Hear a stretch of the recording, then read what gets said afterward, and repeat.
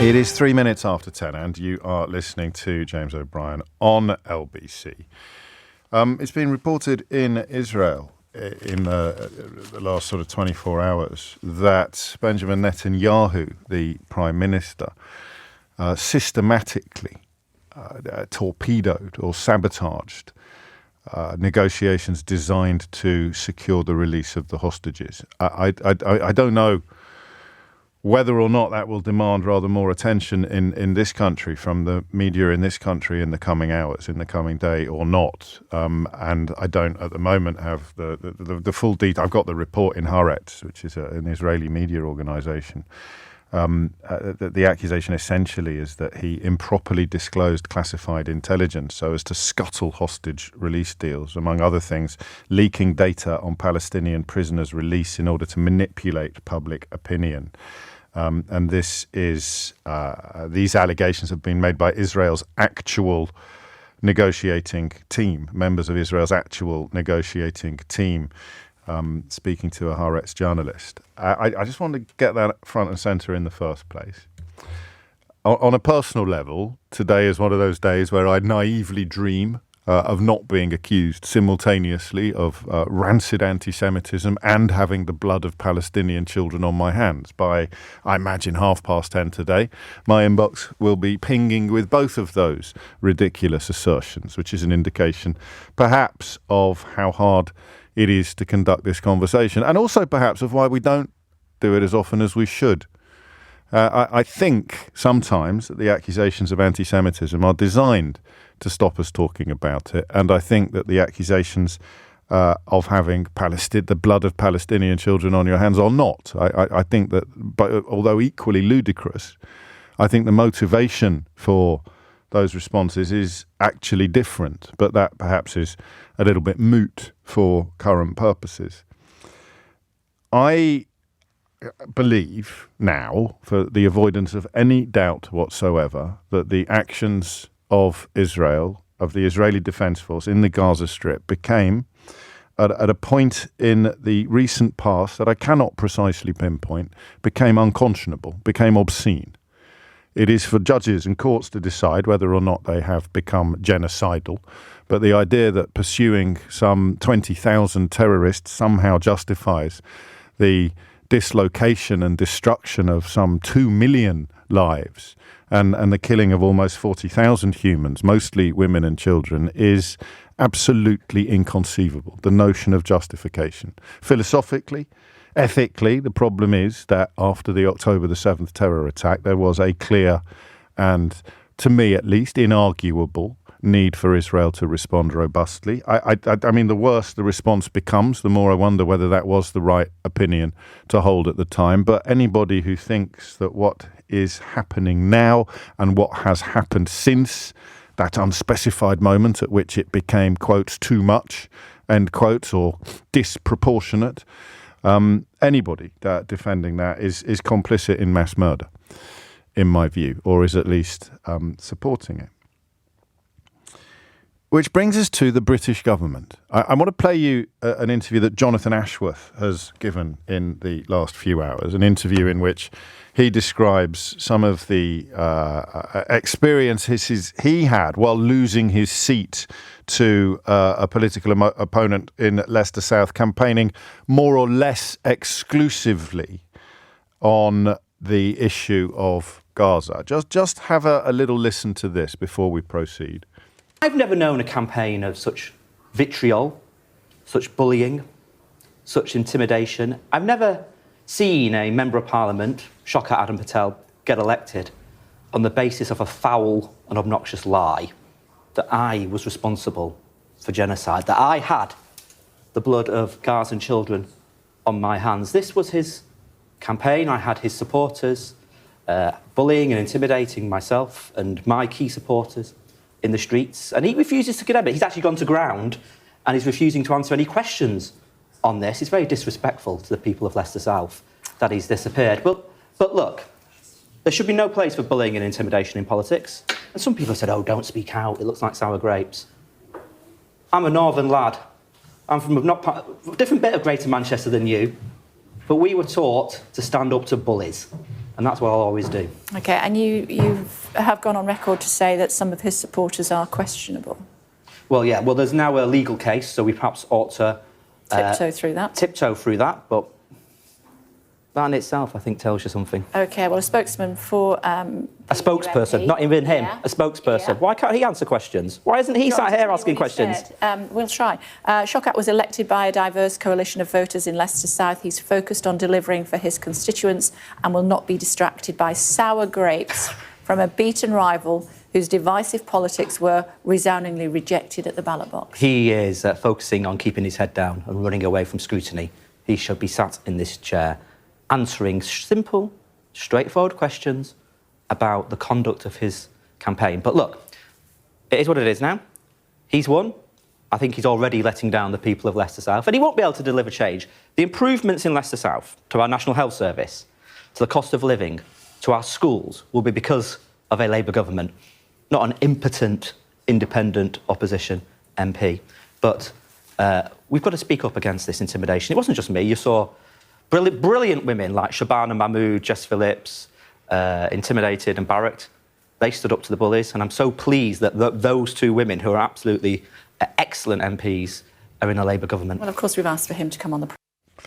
And the reference that Jonathan Ashworth makes obliquely there is to a man who celebrated the victory of Shawkat Adam over Jonathan Ashworth in Leicester South, being charged overnight with a terrorism offence.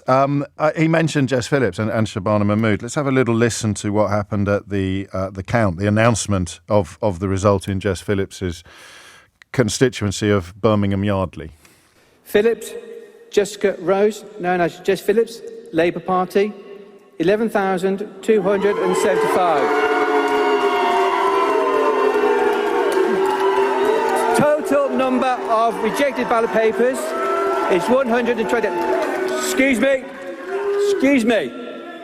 Thank you. Number of rejected ballot papers is 128. This represents a majority of 693, with a turnout of 49.5%. I therefore do hereby declare that Phillips Jessica Rose, known as Jess Phillips, is duly elected as the Member of Parliament for Birmingham Yardley constituency. Well, a very close thing for Jess Phillips. 11 minutes after 10, as you can tell, we borrowed that coverage from the BBC, for which we're very grateful, of course. So there's something that needs to be stated fairly explicitly. It is absolutely obscene to accuse Labour politicians of being complicit in genocide or having blood on their hands, because even if the Labour Party in opposition had called for Benjamin Netanyahu to be put on trial in The Hague last week, it wouldn't have made the blindest bit of difference to anything. So feelings run extremely high, obviously. But those accusations are more about, I think, sometimes the self-righteousness of the accuser than they are about the culpability of the accused. However, Keir Starmer's challenge now is to do something meaningful in power that he could not have done in opposition. And he's already made it clear that he is committed to a two-state solution. He has already called for a ceasefire, and he has already stressed the importance of retaining a relationship with the State of Israel. I don't know if it's possible to do all three of those things. I really don't. But I know that he has to try. So there are two questions here. How big a problem is Gaza for the Labour government? To which the answer is, I think, not very big, actually, in the context of politics, in the context of domestic politics. They lost a couple of seats, and they came very close to losing a couple more. Wes Streeting and Jess Phillips, both very, very close to being toppled by a pro-Gaza activist. And I don't use that as a pejorative. I think that's a helpful and a simple statement. But what he can do as Prime Minister, of course, cannot be cloaked or camouflaged in the language of impotence. He is no longer impotent. Or is he? I mean, he can call for a ceasefire until he's blue in the face. So what what should the Labour government policy towards Israel regarding Gaza be? 0345 6060 973 is the number to call. I don't know what question to ask you to dig into the actions of the kind of people intimidating Jess Phillips or bullying Jonathan Ashworth on the streets of Leicester South. I mean, it doesn't go back to the ceasefire, by the way. It doesn't go back to Keir Starmer's deeply unfortunate comments on this radio station, which he tried at least to very, very quickly clarify and withdraw. But I'm afraid they were halfway around the world before the clarifications and withdrawals had got their trousers on about Israel somehow having the right to withhold electricity and water from Gaza, which would, as he would know as a lawyer, be an absolute definition of a war crime. I can tell you, for example, in Leicester South, that someone who campaigned there in 2004 describes to me, in a private note, voter intimidation that was enormous. A Liberal Democrat candidate who was a Sikh won, but it was a vitriolic campaign largely aimed at Labour. So it's certainly not linked exclusively to the current crisis in Gaza, the current carnage in Gaza, or the failure of Labour to call quickly enough in the eyes of many people for a ceasefire. But what you have in place now is an explicit call for a ceasefire from Israel and an explicit commitment from Keir Starmer to a two-state solution for the Palestinian people. And that question that hangs over all of this now then is, what do you want him to do? And I ask this, it doesn't happen very often, I ask this in the hope that you will say something to me that makes me think, yes, that is now my opinion. That is now my opinion. What do you want Keir Starmer to do? Because, let me read you this from Richard. You are a rabid anti-Semite. What's the name of the hostage negotiation team that claims the hostages would have been released? Or is it an anonymous quote from an extreme left-wing page? Yada, yada, yada, yada. And equally, here's one from Lee. You obviously still believe that there is such a thing as an innocent Palestinian. So you have all of that going on. There will always be people who are not prepared to admit in any conceivable way that the people being killed in Gaza are innocent. And that, of course, is the rationale under which genocides can happen. But what the British government can do is a question that needs to be properly addressed, because you've got two stools here. You've got people like our friends Richard and Lee there, who are essentially either sitting on their hands or cheering possible genocide. And then you've got, at the other extreme, people like the ones accusing Jonathan Ashworth of somehow having Palestinian blood on his hands, when there was literally nothing substantive or meaningful that these people could have done to stay Netanyahu's hand. So you take those two ludicrous extremes, you acknowledge importantly that it is their vitriol and their bigotry that actually closes down the conversation. You ask yourself, do they want the conversation to be closed down, or do they not realise that their vitriol and bigotry is closing down the conversation? And we will have different answers, I suspect, to that question. But you have to recognise that lives are saved according to dialogue. And if we are not having these conversations, we are not having these dialogues, then we are, I guess, implicitly waving through a continuation of the carnage. Now, some people want that, like our friends Richard and Lee. They want more dead Palestinian people. They want more dead brown children. But for those of us who don't, what is Keir Starmer supposed to do now? 0345 6060 973. I'll push you a little bit. I'll try my very best not to be brusque or short-tempered on this, but it does take a toll being accused of things like that. Obviously it does. But it has to be something meaningful. It has to, I think, now that he's in power, because this was what was used to defend him when he was in opposition. He can't do anything because he's not in power. So it has to be something meaningful. It has to be something substantive. It has to be something that is likely to change the game.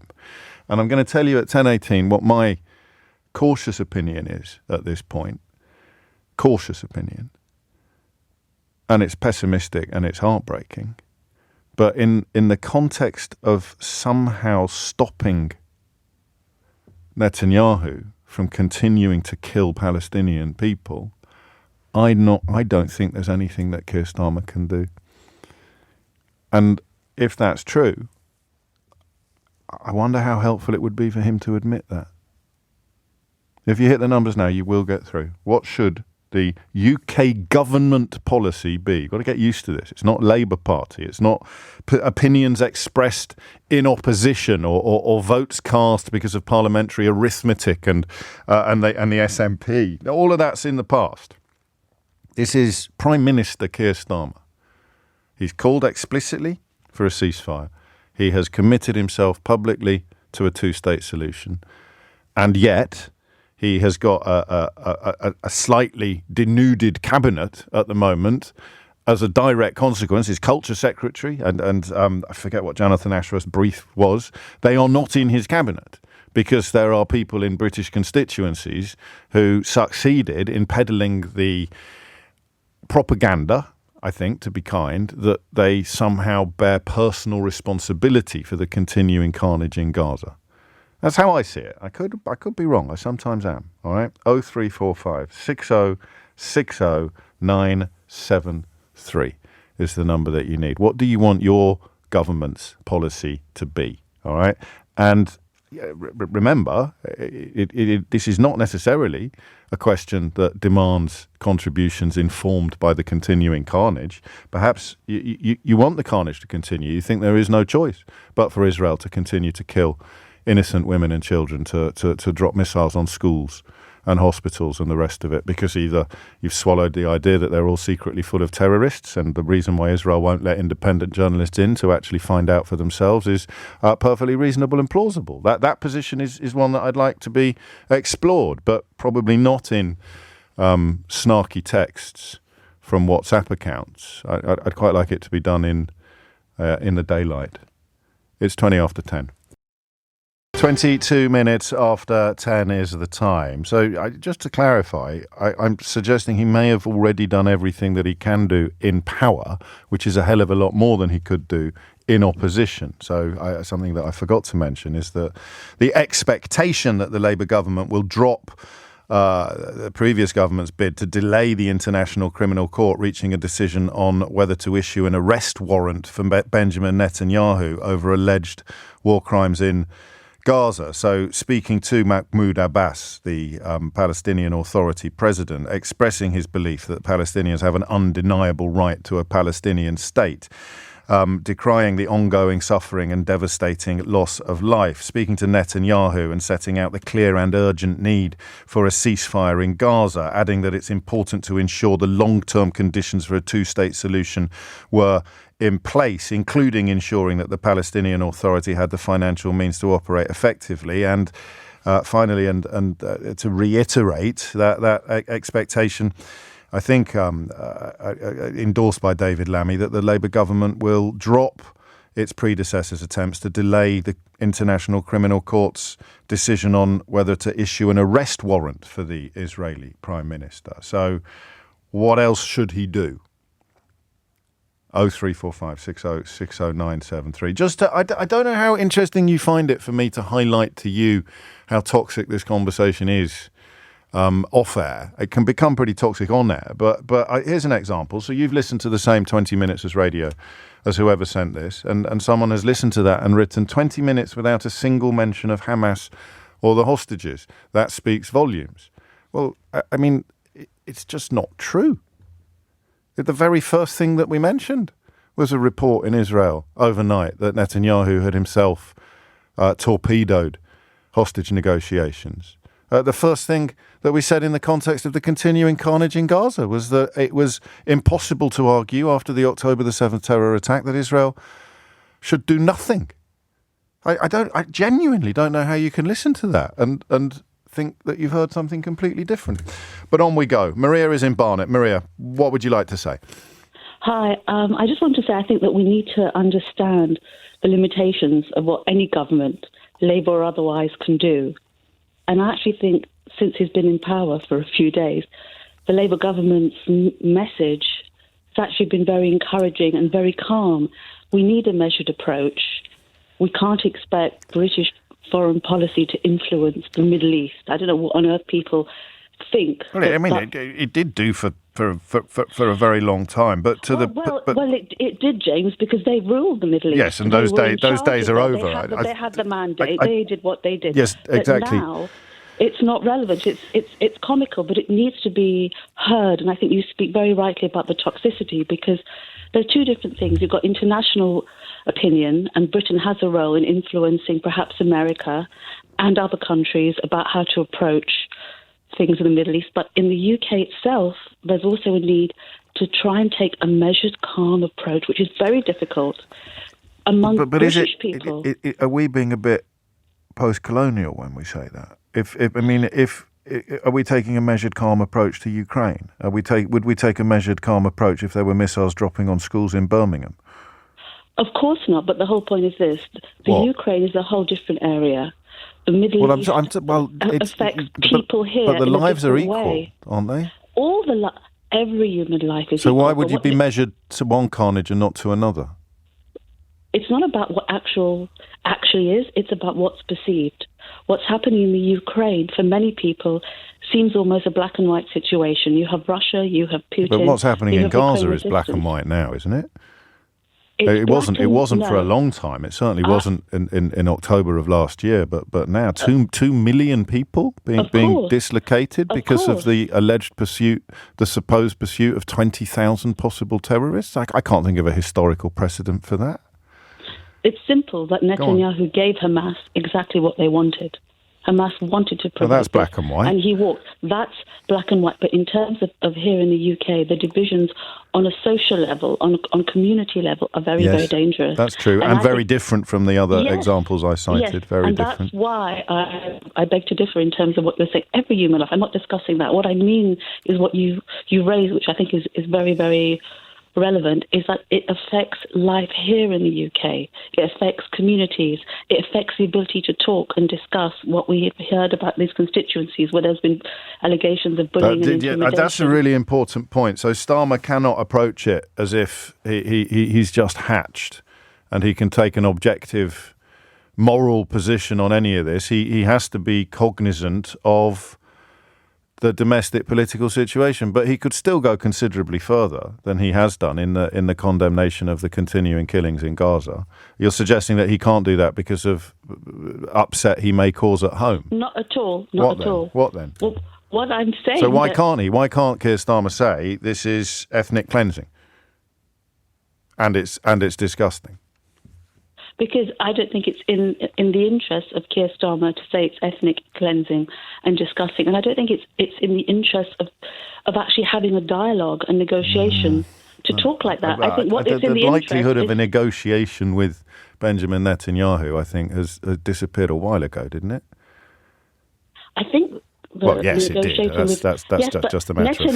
But Netanyahu is one man. He is not the Israeli people. He's in charge now of a coalition. In this conversation, in this war, he is both. I'm afraid he is the finger on the trigger, as it were, metaphorically speaking, and he might well be hidebound by fascists in his own cabinet, about which the British media is far too quiet. Convicted terrorist in his own cabinet, and can you imagine any other government in the world that contains genocidal maniacs and convicted terrorists that you would suggest a British Prime Minister has to approach with decorum and caution? Yes, I think historically there's always had that. We've had that when we've tried to reach a peace with Ireland. We've had that with many countries. I think you have to be really pragmatic, and by encouraging extremism on either side, the crazy... Okay. Right, you may be right. You may be right, and I'm grateful for your perspective. I really am, because it is in complete and stark relief with the people who look at some of the footage coming out of the Gaza Strip now and feel an existential howl gathering in their heart, just as people witnessed the events of October the 7th in Israel and felt their hearts shatter into a million pieces. But for this country, looking at this death toll, I understand why an awful lot of people would reject the idea that Keir Starmer should be diplomatic and cautious, but that doesn't mean that Maria is wrong. It just makes her pill a difficult pill to swallow. The time is 10:30. You are listening to James O'Brien on LBC. Thomas Watts is here now with your headlines. It's 10:34. So the camouflage of opposition has been removed. Keir Starmer and his supporters can no longer argue, as I did, that calling upon him to do more in the context of Gaza is a little self-indulgent, because nothing the leader of the opposition in the United Kingdom can say is going to have any influence at all upon Benjamin Netanyahu. And now he is Prime Minister, and so that has changed. And it may not have changed in the context of changing Netanyahu's behaviour, but it changes in the context of the UK's position on these issues. That's the point. 10:34 is the time. So how does he go further than he has gone already in calling explicitly for a ceasefire, in committing publicly to a two-state solution, to reportedly being poised to remove attempts to delay the ICC's decision on whether or not an arrest warrant should be issued for the Israeli Prime Minister Benjamin Netanyahu. 10:35 is the time, and we'll be speaking to an Israeli journalist shortly about those reports overnight that Netanyahu himself has been accused by the hostage negotiation team in Israel of torpedoing attempts to get hostages released. Bernard is in Bristol. Bernard, what would you like to say? Okay, thanks for taking my call, Very welcome. James. My fundamental point is that this whole issue is playing what I would call an outsized proportion of influence in our domestic politics. Keir Starmer is the Prime Minister of the UK, as was Sunak before him. We just went through an election. Yeah, listen, Bernard, before you continue, I just need to explain to you the parameters of this radio show. The question we're asking is what Keir Starmer should do about Gaza. So Gaza's not very important is not an answer to that question. Okay. So he's done, I think, as much as he could do or should do. Okay, and to the people pointing out that the death toll is now approaching 40,000 and there's no immediate sign of it stopping, we say what? I say there are many conflicts all around the world where the death toll is even worse. Have you heard about the conflict in Sudan? Are they an ally of the United Kingdom? Actually, I can tell you this. No, you can just say yes or no first. Sorry. Are they a major ally of the United Kingdom? No, they're not. Okay, well, I'll tell you, there is the key difference in the simplest of terms. Also, forgive me, but it sounded like you were eating while you were talking to me, which is something I find absolutely unbearable.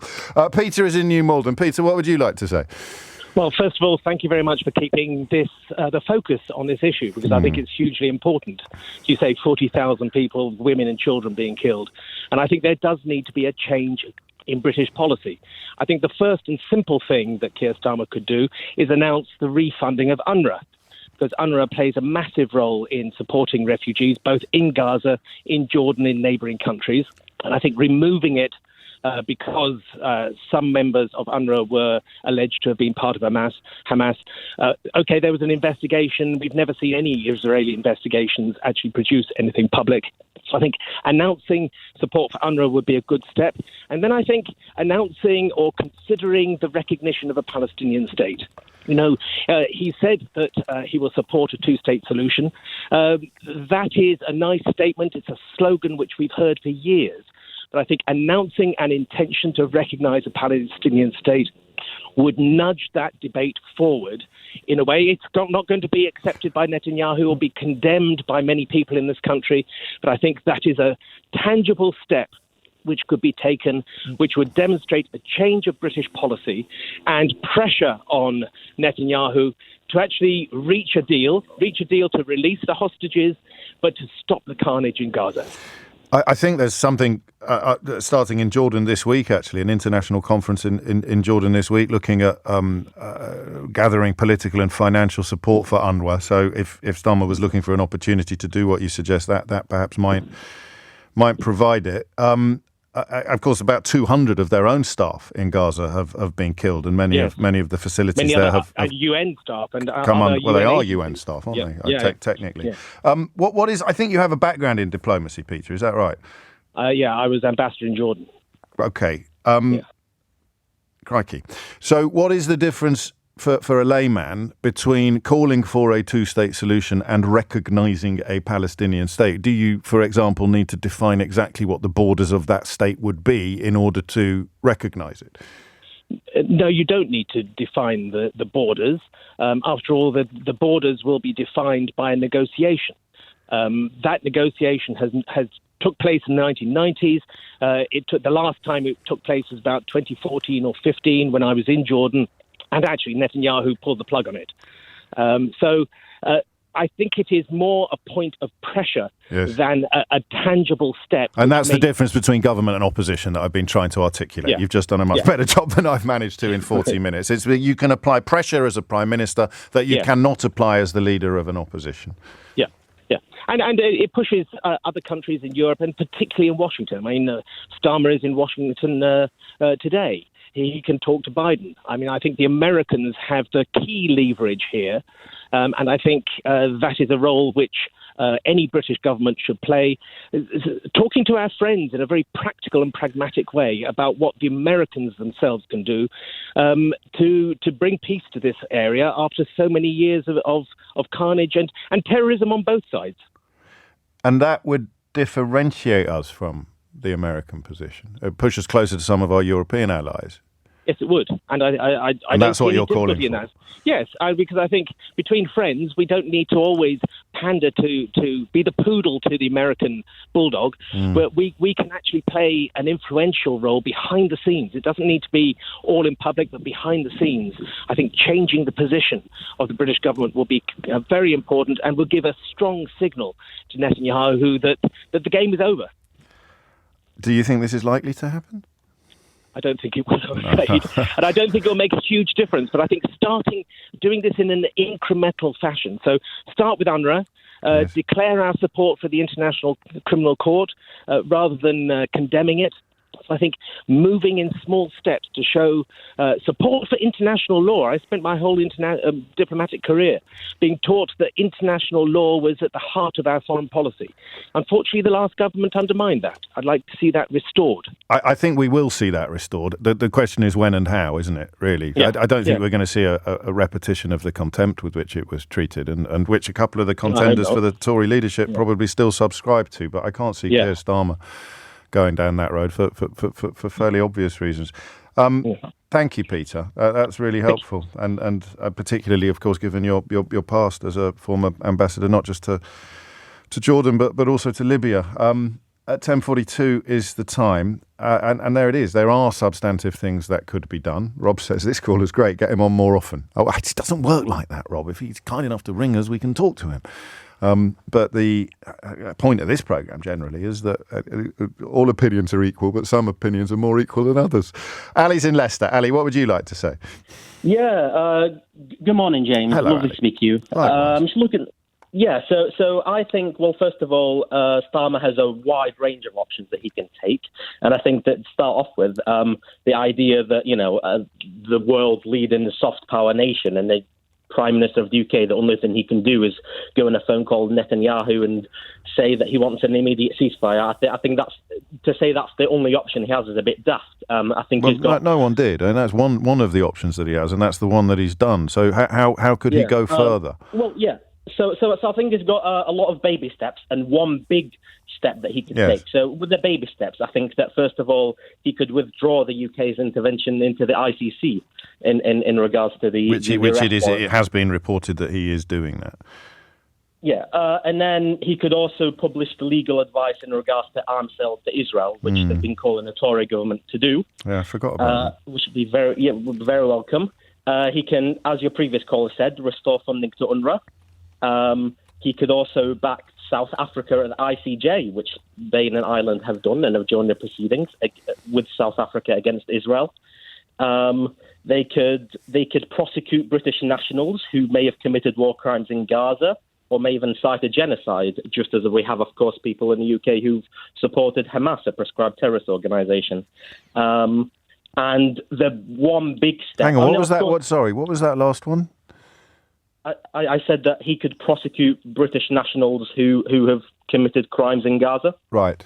But, it would have to be established independently that they were crimes, wouldn't it?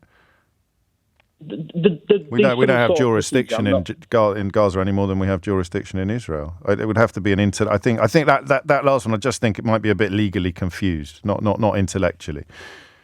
Right. Yeah. I thought the last government was preparing to release the details of. I thought they'd found the summary of its legal advice was that selling arms to Israel would not lead. There were no clear risks that it would lead to a serious breach of international humanitarian law. The problem is that it's so hard to keep up when you've got a general election smack in the middle of it. That was when Andrew Mitchell was Deputy Foreign Secretary. Did that never happen? That was never. Those findings were never actually published, or were they? I don't think either of us can fully remember, can we? They weren't published, but I do remember back in February when a Tory MP, I think she was the chair of a select committee or something. I can't remember exactly, but there was a leaked recording where she said that the UK, they were advised actually against arms to Israel, and it could be a breach of. Well, that's one way to clear it up. Either someone reminds us that it has been done, or you return to calling for it to be done. That's not complicated at all, is it? Right. Yeah. What's the biggest thing you could do? What's the big step, not the baby step? The big symbolic thing that he could do, which wouldn't materially change what's happening on the ground, but it'd be very, very symbolic, I think, would be recognising the Palestinian state. And I think considering the UK's history and all of it, and that would be very, very big. I think a word on why that's controversial, because some of it is out in the open, isn't it? And some of it is not. I wonder how many people listening to this, for example, know that the state of Palestine is recognised as a sovereign state by 145 of the 193 member states of the United Nations, or if you prefer, just over 75%, which, in terms of whether it's possible or plausible or doable, rather answers the question in pretty incontrovertible fashion. It clearly is. The state of Palestine has even been admitted into UNESCO in the G20, Argentina, Brazil, China, India, Indonesia, Russia, Saudi Arabia, South Africa and Turkey, as well as the permanent invitee Spain, all recognise Palestine as a state. And I suppose what I'd say to you is that they've already done it. 145 of 193 member states of the UN have done this. What difference would it make if we did?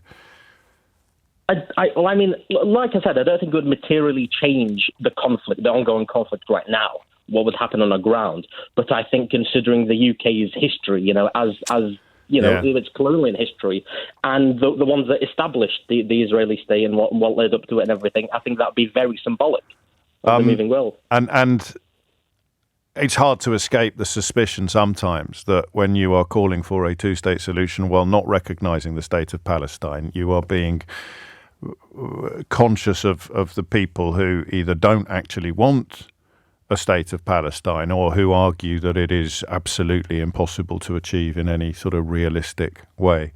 And those two positions are pretty hard to distinguish from each other, aren't they?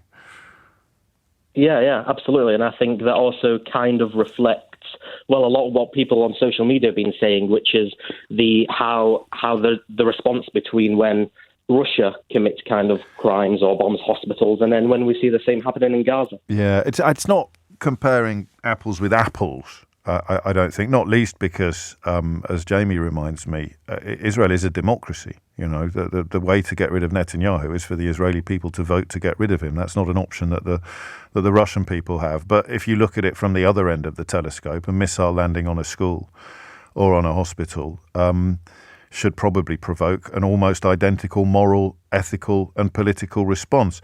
Until we return to Maria, the first caller this hour, who reminded us that the domestic considerations, which is that's an incredibly helpful but vague phrase, that it reminds me actually of the language of the Good Friday Agreement. Domestic considerations will be different in condemning Israel from what they would be in condemning Russia. I don't think we can run away from that, even if we don't like it. They will be different. The domestic ramifications, the political ramifications will be different. And of course, as we've seen with Jonathan Ashworth's experiences and Thangam Debonair's experiences, it is a position and a problem that resonates far beyond social media. Up next, we'll talk to Noga Tarnopolsky, a freelance journalist in Jerusalem, about these reports. And I'll say these words slowly because they're breathtaking. Reports that Benjamin Netanyahu systematically foiled talks to release hostages from Hamas captivity. It's 10:49. It is 10:51. You're listening to James O'Brien on LBC. You mention Israel far more often than you mention the hostages or the terror attack. This is proof of your anti-Semitism. Text 1, text 2, which came in at exactly the same time. I've been so annoyed with you over your constant over-referencing of October the 7th that it seems I've missed an interesting first hour. That's from Adam in Manchester. So I'm not complaining necessarily. I'm just highlighting that however we conduct these conversations, I can't win.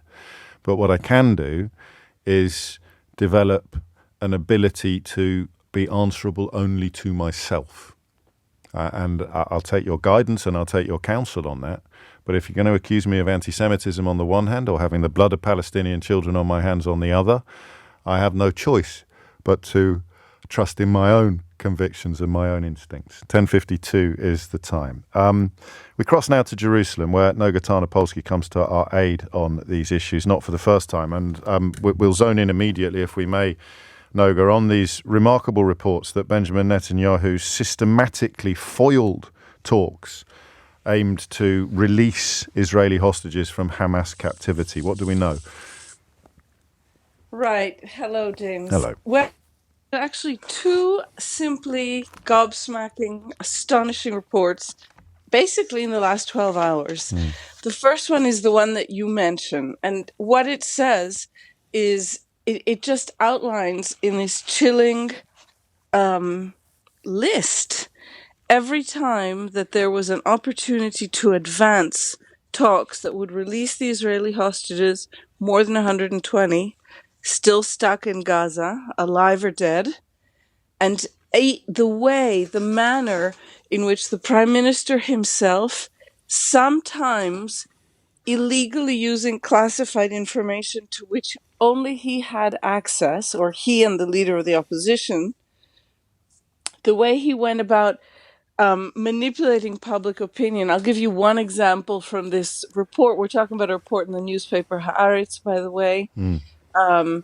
So one report is that, for example, in one of the first sets of talks that took place after the only release plan that has ever come into being in November, about 250 some odd hostages were taken by Hamas on October 7th. And in late November, a week-long truce was put into place in which over 100 were released alive.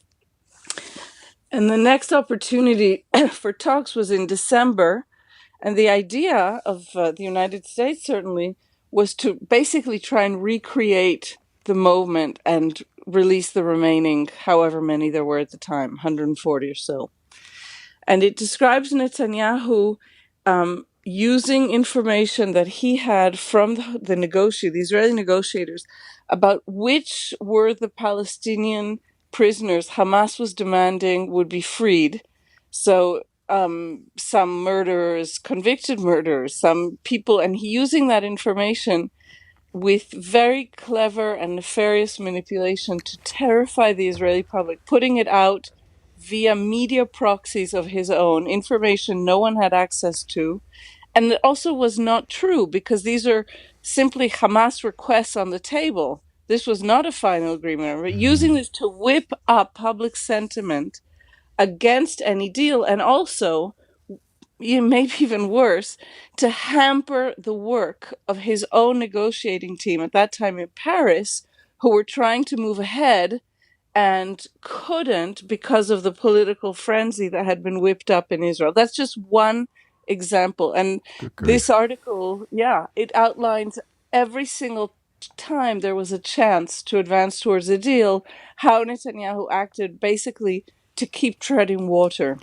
And this is because he believes that if a deal is signed, that he will lose key members of his coalition and his government will fall. And the detail that you describe speaks to the likely source, or is the source specified in the journalism of where this information is coming from? It's really just kind of an earth-shattering article by Michael Hauser-Tov of Haaretz. It's very precise. It's not an assumption of Netanyahu. He has, in particular, military sources and diplomatic sources, those involved in the negotiations, detailing how the prime minister made them stumble every time. I have to tell you, James, this goes hand in hand with another report by another excellent Israeli journalist, Nadav Eyal. It came out yesterday in Israel's #1 top daily tabloid, Yediot Achronot. And here it is revealed that senior people in Netanyahu's orbit, in other words, not his private appointees, but career people. The one mentioned by name is former military attaché General Avigil, who just left his position about 2 months ago, I believe, that he and others reported to the Attorney General, who's Israel's top law enforcement officer, the concern and even direct reports that the office of the Prime Minister, in other words, his small office, his personal staff, had been tampering with the protocols of the war cabinet meetings and altering the transcripts of the top security phone calls that the Prime Minister had been having. Obviously, everything I'm outlining to you, if eventually proved, is completely illegal. Yeah. What happens next?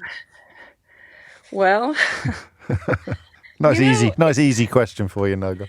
No, but you were mentioning, I heard you speaking before the break, and you said, well, Netanyahu's legally elected, and the way that Israelis can get rid of him is to vote him out. And you're right.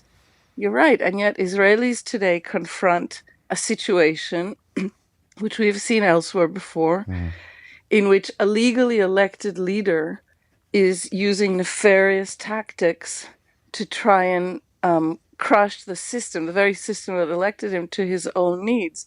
Here we see a prime minister who's already under criminal indictment. He's on trial as we speak. In fact, he's scheduled to provide testimony in his own defense as of December the 2nd.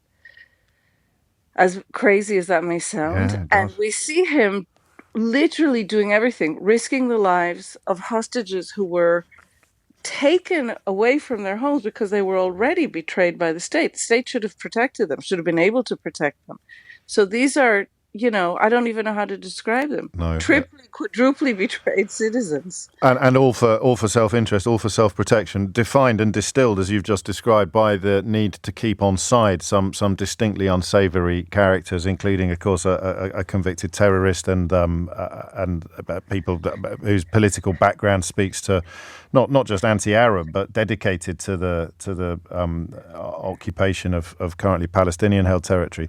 To that point, finally, Noga, because I rely upon you for introductions to these characters. Tell us a little, if you would, about and forgive my pronunciation, perhaps, about Amichai Chikli.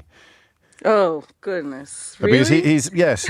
Because I think an awful lot of British listeners, including people who have an emotional and familial investment in Israel, are not clear about what Netanyahu's government is actually like. They object to some. So this chap is the diaspora minister. Right. So, he's an interesting case, James, because you mentioned before the minister in charge of police, who's a convicted hate crimer. Yeah. I could go down more. There's Aryeh Deri, a man convicted twice of crimes of corruption, a guy who has no right to be a minister, and I could go on and on. Amichai Chikli is an interesting case of someone who's never been convicted of anything, but also who's never really done much. The only reason he is in this government is because Netanyahu poached him away from another party by promising him a ministry to get this guy's support in parliament, where, in Israel, as in the UK, you need to have a majority to survive, parliamentary majority. And he is a vulgarian, I'd say. His favorite gesture appears to be to give people the finger. And you can see on my Twitter feed, for example, an image of him from last year's New York Rally for Israel parade or something like that. The way he greeted journalists was with two middle fingers stuck up by his face. He's a friend of neo-Nazis. He overtly supported Marine Le Pen in the recent French elections. Let me pause you there, because Le Pen's party, of course, has its roots in the collaborationist Vichy regime, and until relatively recently was still taking remnants of the collaborating government into its ranks. So, for a lot of, I think, a lot of Brits and a lot of French people, it will be extraordinary to imagine a Jewish Israeli minister being not just comfortable with, but enthusiastic for that sort of politics. Well, there's a small but loud cadre in the Israeli political scene that is basically led by the son of the current prime minister. Right. In other words, Yair Netanyahu, who is a bit of his father's muse, who runs the most toxic social media networks on behalf of his dad. He's the one who began befriending the Viktor Orbans of the world. Other European leaders who can be compared to what you just said, basically the remnants of neo-Nazi Europe. And Amichai Shikli is among them. It is always a curious mixture of interesting and dispiriting to listen to your analysis of Israel live, as always, from Jerusalem. Noga, thank you. If you don't follow Noga on Twitter, then you are choosing the darkness over the light when it comes to having a full, or at least a greater understanding of what is going on. And crucially, some of the key personnel that Netanyahu's necessity to keep sweet explains things like, you could go as far as to say the continuing carnage, but the reports today, the deliberate attempts to scupper hostage negotiations while using the detention of hostages publicly as the rationale for continuing the killing. 3 minutes after 11, you are listening to James O'Brien on LBC. It is 7 minutes after 11, and you are listening to James O'Brien on LBC. I've got an interesting story Aggie Chambray has got for your delectation a little later this hour about something I consider to be one of the crucial points of difference between the new government and the old government. I think in many ways, in terms of what we call soft power domestically, or what we might call soft power domestically, it's arguably one of the most important distinctions, and it's the response that the party will take, the response that the leader will take in the event of misbehaviour in his own ranks. Where would you even begin? Who was the last Tory politician to be sacked the last member of government to be sacked for actually misbehaving? It was Braverman and Patel, wasn't it? So Patel got the flick from Theresa May for flying to Israel, funnily enough, given the conversation we were having in the last hour, without telling her. So for having secret meetings with the foreign government, and given what Noga was just telling us about some members of that government, that offence begins to look even more obscene, doesn't it, in the modern day and today. And then Braverman got sacked for, it was never specified, was it? Truss sacked her, and then Sunak sacked. So who were the last two British politicians to be sacked for being awful? Suella Braverman and Suella Braverman, sacked as Home Secretary. But they weren't sacked for, if you like, operational errors. They were sacked for essentially going on manoeuvres. She was sacked for writing an article, attacking the police. I told you, didn't I, that we were going to start saying things out loud, and then we were going to go, no, that can't have happened. But it happened, and it happened relatively recently. It happened in November of last year. Not even 12 months ago, a Home Secretary got fired after writing an article attacking the police, of whom she is nominally in charge. This was all part of her attempts to portray people protesting in support of the Palestinian people as being hate marchers. So anyway, the point is that I'm fascinated by what Starmer will do if, when one of his lot puts a foot out of line, either personally or professionally. Either morally or politically. Legally, I think it'll be relatively straightforward. Certainly, if they were. Well, anyway, I'm spoiling Aggie's story. We'll find out. She's got some insights into what the new look government will, what position it will approach on this. So that's coming up. I've got an absolutely magnificent tease for you. It's a missing word headline. What do you think the missing word is in this headline? Man caught with 104 blanks in his trousers. Man caught with 104 blanks in his trousers. Do you know what it is? I know, obviously I know. Don't cheat. Let's have some guesses and see if some of the guesses are funny. Man caught with 104 what's in his trousers. It's my favourite headline of the day. The story about Joe Biden is one of those stories that I approach very tentatively. I don't want to talk about it because I don't like what we discover when we do. George Clooney is not a typical actor. By that, I mean he's not one of those actors whose opinions could do with a little bit more thought and hard work. I'm a big fan of lovies. I think it's very important that they intervene into the public space. I also think that given the contributions to public discourse by professional politicians over the last few years, off the top of my head, I think probably Nadine Dorries and Jacob Rees-Mogg would be the best examples. The idea that actors are somehow less qualified or less informed than professional politicians is palpably absurd. Same with football commentators as it goes. But when George Clooney intervenes, it's a little bit different, not least because he's raised tens of millions of dollars for the Democrats in general and for Joe Biden in particular. His father, I think it was Nick, although I don't know quite where I've plucked that name from. I think his dad was called Nick Clooney, was a very respected anchorman and TV journalist, a brilliant broadcaster by all accounts. And so Clooney grew up in a journalist's house.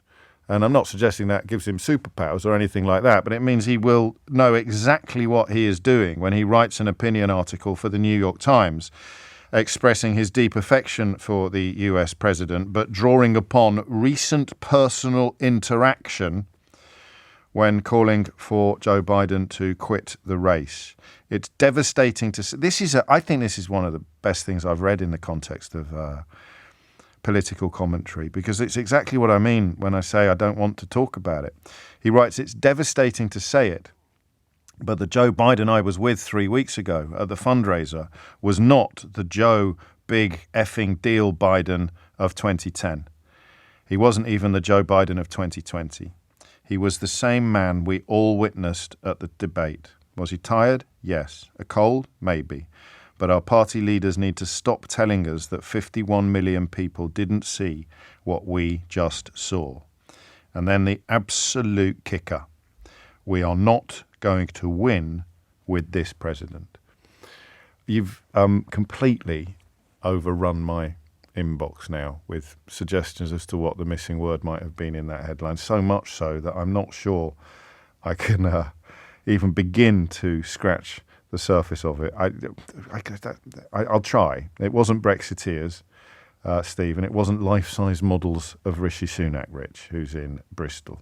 I'm told Toby Tarrant has already covered this story on Radio X, but I'm banking on the fact that most people won't have caught that because they would have been too busy listening to me. So it is to Joe Biden that we turn our attention next.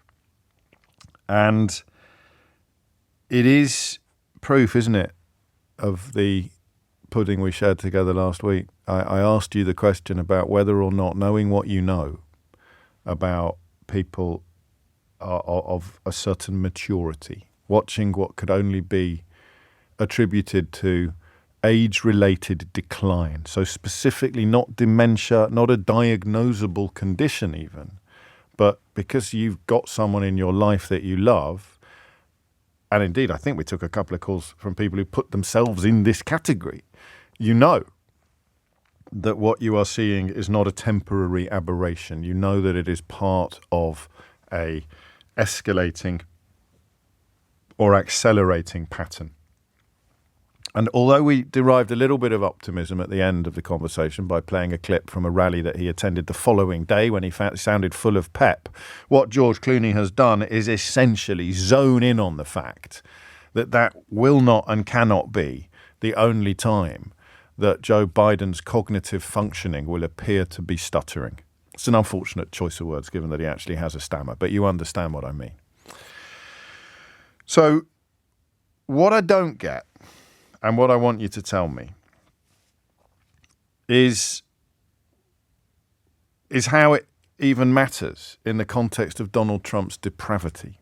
So you have a convicted felon, an adjudicated rapist, a Vladimir Putin apologist. You have somebody whose sins are so legion that, I mean, I was thinking of him actually when Noga was talking about Benjamin Netanyahu a moment ago, and I think she was as well when she referred to elected leaders subverting the very democracy that had elected them. So you can list Donald Trump's demeanours, for want of a better word, and you probably reach 100 before you even get to the abomination that was January the 6th. And yet you still have the very real prospect that Joe Biden being doddery could be the defining factor in an election that would deliver this man-child, Donald Trump, back to the White House. And that's the bit I don't get. And I wonder whether you might have a crack at explaining it to me. So it makes sense and it doesn't make sense. It makes sense and it doesn't make sense, doesn't it? Because, you know, I would rather have a tin of rice pudding as my prime minister than Donald Trump. And I almost mean that literally. You know, with a decent team around it and a strong cabinet and some decent appointments, a tin of rice pudding would be a perfectly safe pair of hands in the context of how most liberal democracies function. I would rather have a tin of rice pudding.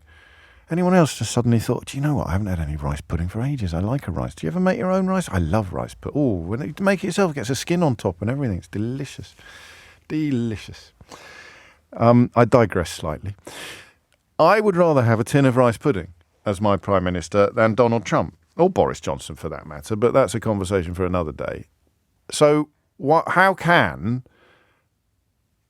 Explain to me how Joe Biden's, what's the best word to use here? Dodderiness is quite a good word. It wasn't 104 tins of rice pudding in the man's trousers, no. Good guess, though, because that might have been a bit of auto-suggestion going on there. He wouldn't be able to walk with 104. No, I mean, what if they were stacked on top of each other? He'd be 30 feet tall.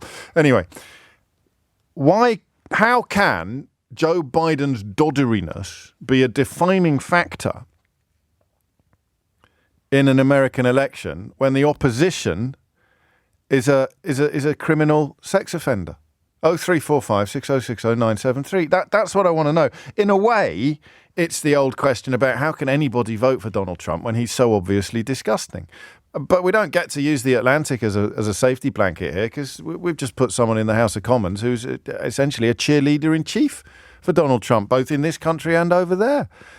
So you know that Nigel Farage doesn't care about Donald Trump being a convicted felon or a self-confessed sex offender or an adjudicated rapist or an enemy, a proven enemy of American democracy, up to and including inciting a mob to attack his own vice president. The list is extraordinary. It sustains only in a world where alternative facts have been offered up as a choice. I'll never forget that moment when Kellyanne Conway used the phrase alternative facts to describe lies. Understand that, and you understand much of what's happened on both sides of the Atlantic, across the stable West in recent years, where Vladimir Putin and useful idiots have managed to, if you like, conflate facts with falsehoods by claiming that they sort of balance each other out. It's kind of what Elon Musk is doing to Twitter at the moment. But I keep digressing, and I keep saying I digress. What I should do is stop saying I digress because I'm no longer digressing. You know more about American politics than I do, quite possibly, or you know more about psychology or electoral shenanigans than I do. So why is Joe Biden's dodderiness so definitive when his opponent is so disgusting? 0345 6060 973 is the number that you need. That's the question. Why is Joe Biden's dodderiness so significant when his opponent in the imminent presidential election is so objectively disgusting? That's the bit I don't get. I don't get how you could be wavering. So here is a disgusting man, and you're comfortable with him being disgusting. Okay? In fact, you like it. You love it. It's fantastic. Partly, I think, sometimes because some people wish they could behave like that, but also partly because that's how fascism works. The leader of a fascist movement is exempted from the laws that everybody else has to obey, and even from the network of obligations that binds the rest of us together. But the bit I don't get is how anybody could be looking at the American presidential election and thinking to them, it'd be like if someone had stood against Hitler with a decent chance of winning, and there would have been a significant swathe of the German population going, oh, I'm definitely not voting for Hitler. And then the other guy sort of falls over or eats a bacon sandwich badly. And you go, oh, no, actually, I am going to vote for Hitler. So Trump is so objectively and so obviously awful. How on earth can the dodderiness of Joe Biden be pushing undecideds into the arms of the self-confessed sex offender? That's the question I want you to answer. 0345 6060 973 is the number you need. It's 20 past 11. It is 22 minutes after 11, and you're listening to James O'Brien on LBC. It's an important question. If I was a betting man, which I am actually, if I was a betting man, I would be looking at the odds now on Biden pulling out. I just think you've got an actual senator calling for him to stop. You've got George Clooney writing a massive op-ed in the New York Times, and the sense of momentum is unlikely to diminish, is it? That's the thing about momentum; it normally increases. So I think that the worries about his dodderiness are likely to nix his candidacy, but when you remember who he's up against, how could anybody be wavering between the two to the point where they waver in that direction, in Trump's direction, because Joe Biden has some senior moments? 0344, well, you know the number. Az is in Forest Hill. Az, what would you like to say? James, good morning. Hello. I was saying to your producer, I have many African-American, Black American friends who are lawyers currently. Have teachers who teach U.S. law. Dr. Greg Carr, friends with Dr. Gerald Horne, as I mentioned to you before. Yes. Dr. Gerald Horne is also a lawyer and a historian. In this context, James, my friends would vote for Joe Biden even if he was dead to prevent Donald Trump. This is precisely the point of this topic. Yeah, to prevent Donald Trump doing what Benjamin Netanyahu, as your previous Israeli journalist told you, is going to do in the American federal government. Is alleged to have done already, not just... they're two slightly different propositions. And you lead us inexorably, I think, to something I'm not yet an expert on, but this is Project 2025. Jinx, Padlock 123. Right. So he's going to dismantle the federal apparatus of the United States of America. You've seen the Dobbs decision over Roe v. Wade overturned. You've seen DEI overturned partially, because no DEI has been applied to the military. So all of these things, James, you wouldn't be hard-pressed to see him overturn executive orders that go all the way back. It's been published. It includes a lengthy manifesto. It's got a list of dream hires. It would upend, as you say, the way the federal government operates, just to get a sort of flavour of what it contains. The president of the Heritage Foundation, the organisation behind it, said, "We are in the process of the Second American Revolution, which will remain bloodless if the left allows it to be." Trump has attended. Mate, I don't know if I have your full attention. It sounds like you're, I don't know, riding a unicycle up and down Forest Hill High Street. No, I'm still here. All right. Well, it's not a great phone line, but you're not here to answer the question of how anyone could be persuadable towards Trump by the dodderiness of Joe Biden, because you're as baffled by it as I am. I'm not baffled. Go on then. I'm not baffled. No, if they remove Joe Biden as the president, or as the candidate, beg your pardon, that means they're also going to remove Kamala Harris. No, it doesn't. She cannot run or ticket that doesn't have Joe Biden. No, she categorically can. She's the only person that can, as I understand it. And the Democratic Party are actively trying to remove her because it's not 2024. Are you sure? I don't think they are. As I understand it, they won't be able to use any of the money that has been raised on a Biden-Harris ticket if neither of them are on it. So in 2028, they don't want her to run in 2028. I'd like to explore this further, but the phone line isn't good enough. And I'm not saying I'm right and you're wrong, but I certainly heard I think she was called Lindy Lee, a very impressive interviewee. And a major fundraiser and friend of Biden's. I'm pretty sure she explained that and she sort of signs the metaphorical checks, that Harris would be the only candidate that could step in if they wanted to retain the enormous sums of money that have been raised for that campaign. It doesn't mean that that they couldn't choose not to sort of start fundraising again, but I think the contractual complications there were pretty epic. So, I'm pretty clear about what the alternative involves. The 2025 project is something that we all should be swatting up on, or Project 2025. It is Trump has attempted to distance himself from it, but that has been unsuccessful given all of the similarities and ties between the policy ideas and the former president's platform. It's pretty hideous. It's pretty grim. It's like a sort of cross between Gilead and Putin's Russia in a way. But how can anybody, and most voters won't be aware of that, but given what they are aware of, how could Joe Biden's dodderiness change anybody's mind? Joseph is in Stroud. Joseph, what would you like to say? Right. So the real worry is, and this is what Trump is going to rely on in this election, is the voters that we, the rest of the world, need to go out and vote for the Democrats stay at home. So the Trump voters are going to go out and they're going to vote for Donald Trump, even if he walks out on stage butt naked, babbling inane stuff, defecates in his hands and starts clapping. Like, they're going to vote for him no matter what. Well, there's an image. Exactly. And it could happen. And they will still vote for him. Well, this is the Fifth Avenue principle, isn't it? This is the Fifth Avenue shoot thing. someone on Fifth Avenue. This is it. The concern is now that the Democratic voters aren't going to turn up to vote. Okay. So it's not that they're sitting there going, oh, eeny, meeny, miny, mo, no, sex offender or Sleepy Joe. They're going, that's not what's happening. No. No. You're presuming, because you have to understand the level of political disengagement that the Americans have. Right. They have the luxury, just because of the size and the vastness and the wealth that country has. They have the amazing ability to be so politically disengaged. I mean, a huge percentage of the population doesn't even have a passport. How disengaged are the Trump supporters in the traditional meaning of the word? Absolutely disengaged. They don't care. They're going to vote for Trump no matter what. So they're disengaged and committed at the same time, in a way. Absolutely. Yeah. So how many of them would be aware of Project 2025? Doesn't matter. Doesn't matter. And they would applaud it anyway, because Trump said it.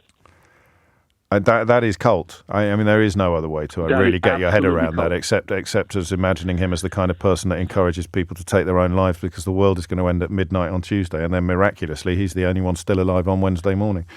It doesn't matter to them. Yeah. Crikey. How worried are you then? I wasn't worried until I heard the clips of Joe. Until the debate. Until the debate. So you're the Joe. You are the George Clooney of Stroud, really, Joseph. That's it. Yeah. In so many ways. I looked at. I wish I had the looks. I looked at it and I thought, there's no way that Trump can do this, because he hasn't put together a coalition. The coalition that he's put together is far too small for him to be able to win this election. And then I saw Joe, and I was like, that's it. The Democratic voters are not going to turn up. They are not going to show up. They're just not going to turn up. They're going to stay at home in the places where they need to turn up to vote. They're not going to turn up to vote. It's going to come down to 5 states. It's going to come down to like maybe 250,000 voters, if that. I mean, you could put them. This election is going to hinge on a population which you could probably fit in Wimbledon. As in the key votes in the swing states being such a tiny caucus.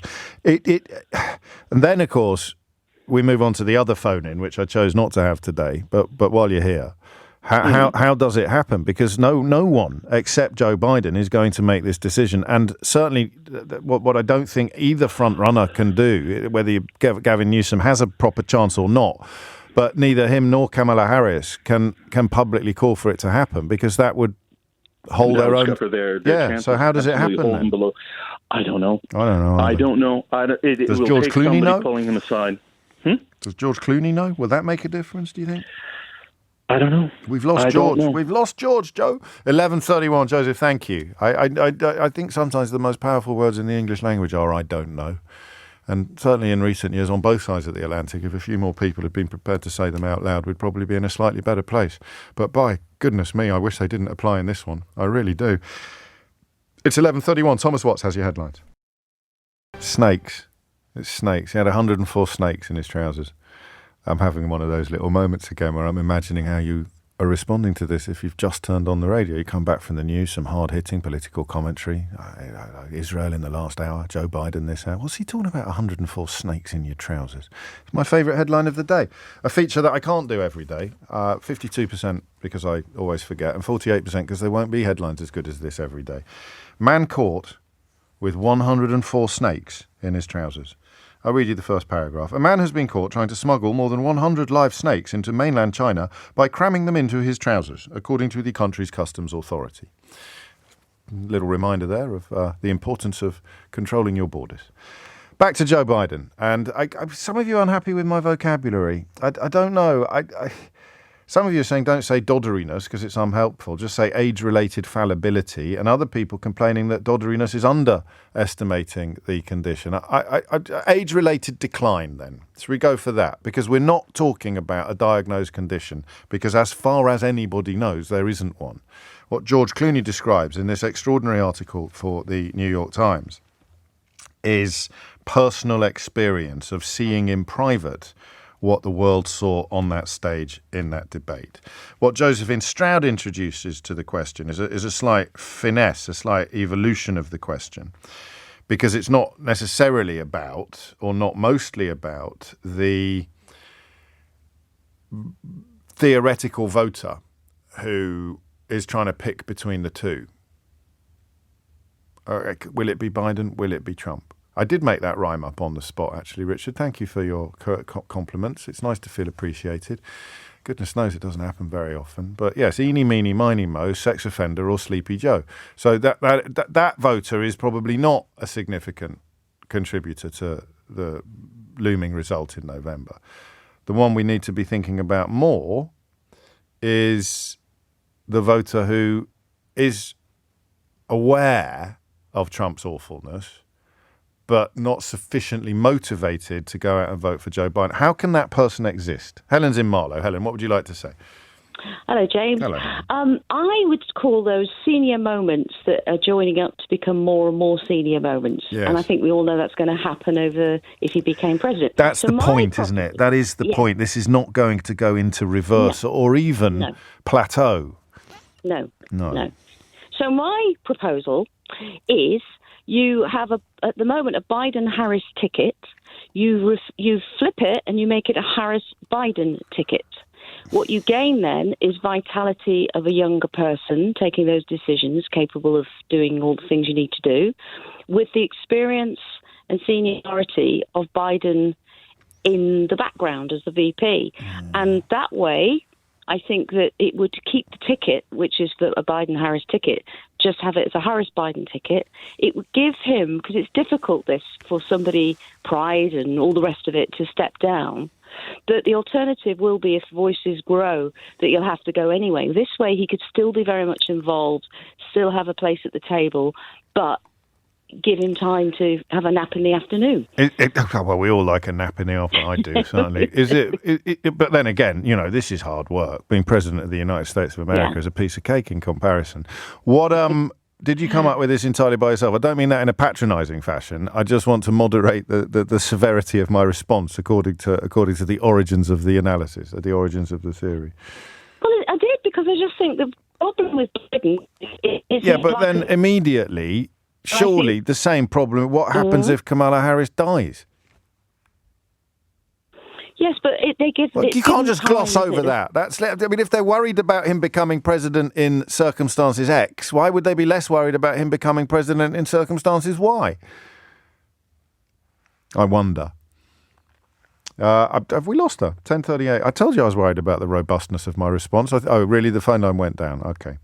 That's a relief. 11:38 is the time. Don't forget, Aggie joins us shortly with some insights into what I consider to be quite significant changes to the nature of government that Keir Starmer is ushering in, and in contrast to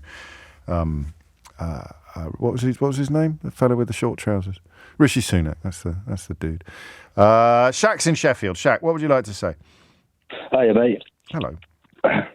Yeah, my opinion on this is, I think the people that support Donald Trump support him because to them he seems very straightforward, and he's going to do exactly what he says when he comes into office. Like what? I don't know. It's just the it's just the feeling that I get from these people. Right. Like that he's not a typical politician, and he's not going to weave his way through things. He's just going to do it as he says. Yeah, I mean, that's not really, with respect, the question that I'm asking today.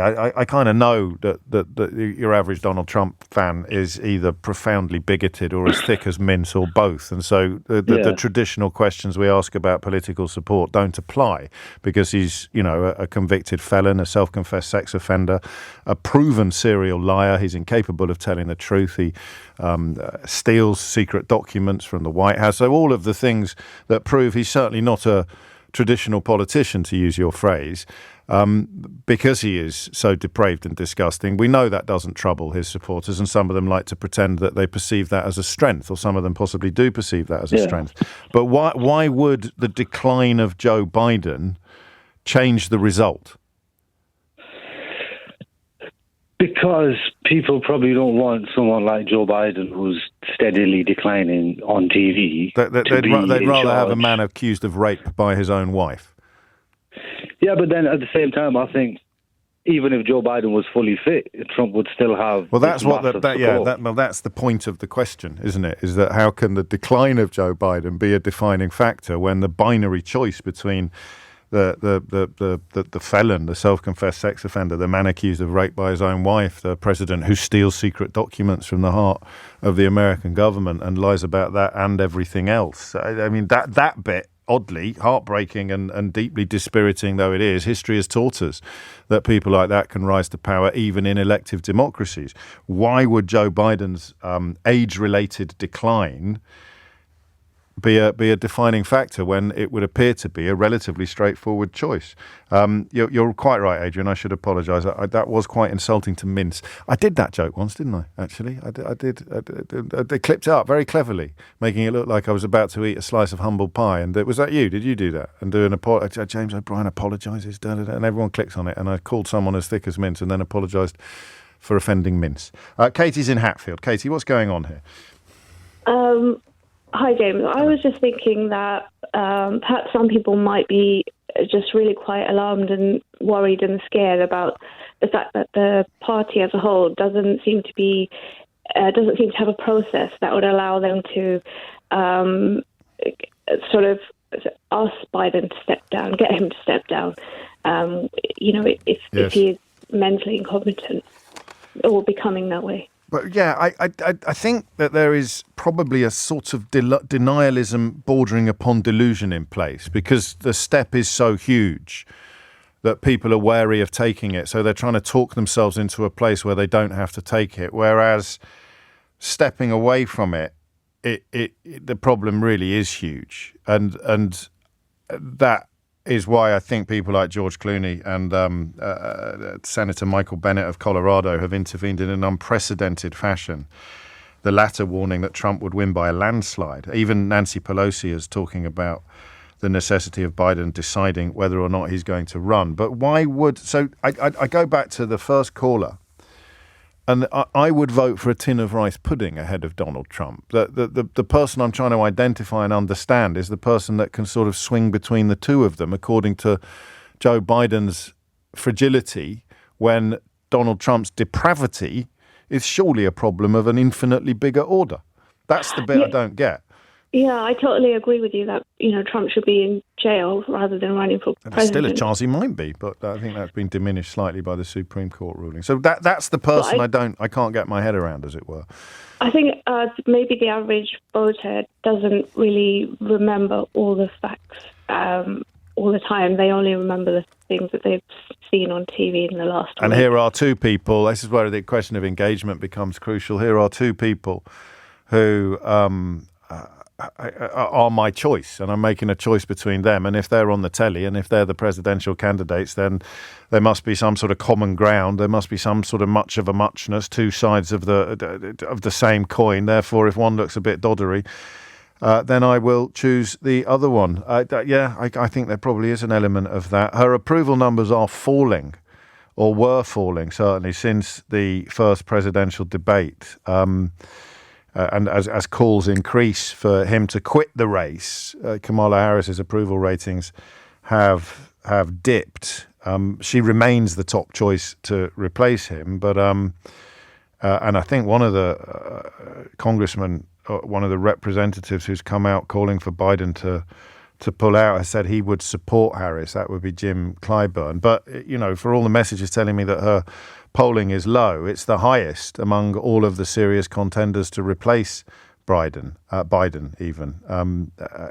There's a logic to her succession as well, but she's at about 37.1 on approval and 51.2 on disapproval. On the day of the debate, she was 39.4 on approval and 49.4 on disapproval. So it's all to play for. Time now is 11:45. 11:48, back to domestic politics. Which party do you think has just embarked upon an extraordinary round of infighting at the very highest level? I'm going to give you a little clue. It's not the Tories. Could we possibly have two circular firing squads underway in British politics a mere week after the last general election? I shall make sure you remind me before Mystery Hour to pour the tea, to spill the beans on that one. But first, Aggie Chambray is with me. We'll move on to the story that you've unearthed shortly, because first, it struck me you were on the campaign trail with these politicians. We talked in the first hour about the intimidation and bullying, and Jonathan Ashworth has been talking this morning about some of the appalling abuses that he was subjected to by people who style themselves as pro-Gaza activists. Did that tally with your experiences? Yeah, I mean, I was having conversations just this week with people who were on the campaign trail, either people who won or people who stood as candidates. And some of the stuff I heard was really, really, really grim. I mean, people talked about bullying and harassment. One MP talked of being hunted. Another person talked about being chased and shouted as she walked down the street. And a family member of hers as well was just walking by themselves, and they were filmed, shouted at. And this person as well, she was walking down the street. She said she didn't see anyone around. And then later she was sent pictures of herself as she walked down the street. Whoa. She didn't feel confident taking her children out. And it's not just her, I mean, she was chased out of a building, but it is not just her.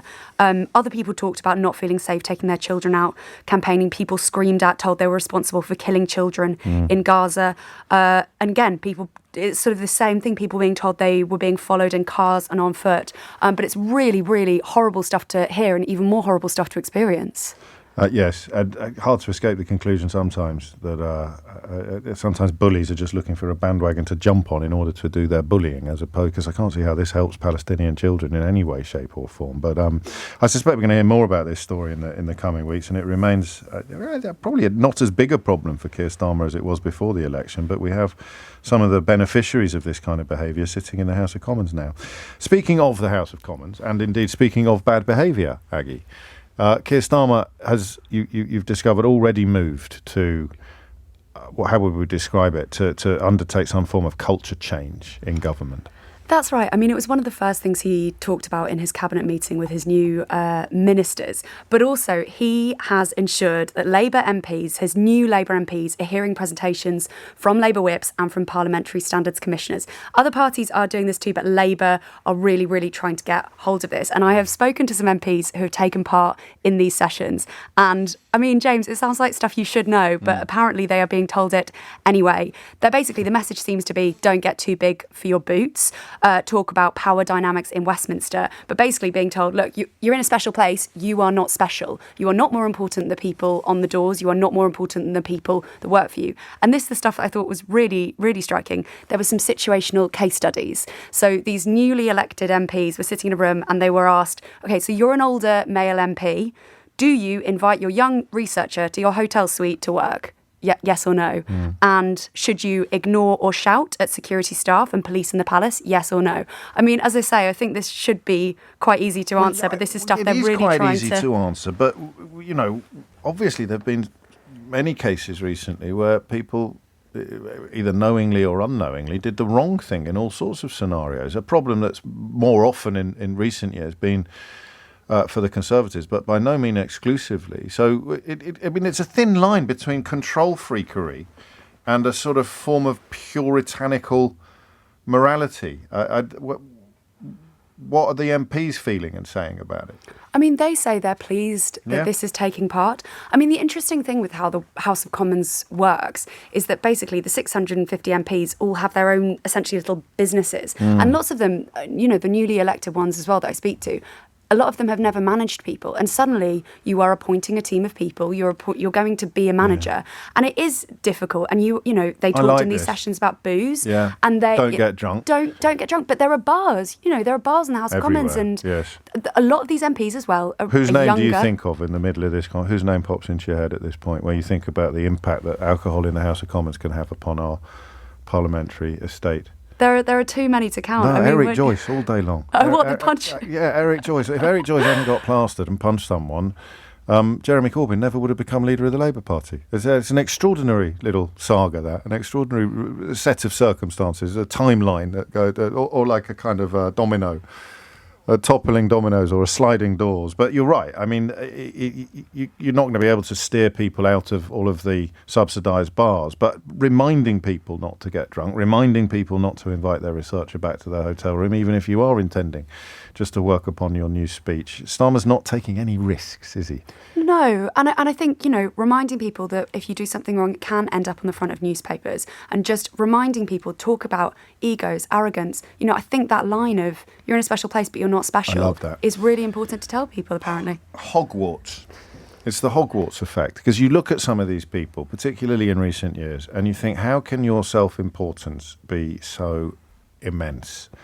I suppose most recently you've got your Rees-Moggs, your Gullises, your 30Ps, and you get it on the Labour benches as well. Keith Vaz, back in the day, we've been talking about Leicester today, Keith Vaz back in the day was incredibly self-important.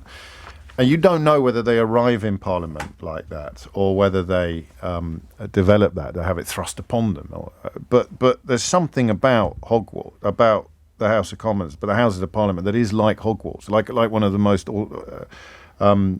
historic Oxford colleges or Cambridge colleges. You feel as if you're important simply by being there. And if you're a member of Parliament, you probably do need a bit of a memento mori moment. You do need someone whispering in your ear, remember you are mortal. And that's what he's done here. I like that. I like that a lot. Do we have any other examples apart from the hotel room and the shouting at staff, the bullying people, treating them badly? I mean, they talked about not being tactical with people who don't know, and the key message as well, another key message was, for God's sake, call things out. So if you see someone acting badly, just tell people, do not keep it quiet. And do we have anything on what is likely to happen if someone steps out of line? How hard, how heavy, well, a ton of bricks weighs the same as a ton of feathers, of course, but what does the ton of bricks look like? Well, Keir Starmer has already, you know, he asked government whips to deliver this rigorous induction, but I think they want to make clear that this standards and ethics is going to be central to conduct for all Labour MPs, and I think they really do want to get this point across. I'm trying to think what the comparison would be. So your first sort of Owen Paterson moment, or your first Chris Pincher moment, or your first example of the kind of behaviour that would once have got you into a lot of hot water, but which under Boris Johnson and Liz Truss and others didn't. Starmer will probably hang them out to dry in a nanosecond in order to demonstrate that there's a new sheriff in town. I would imagine so. I mean, they just don't want to be besieged by scandal, do they? I mean, there was a point last session where there were more suspended MPs than there were Lib Dems. I mean, just...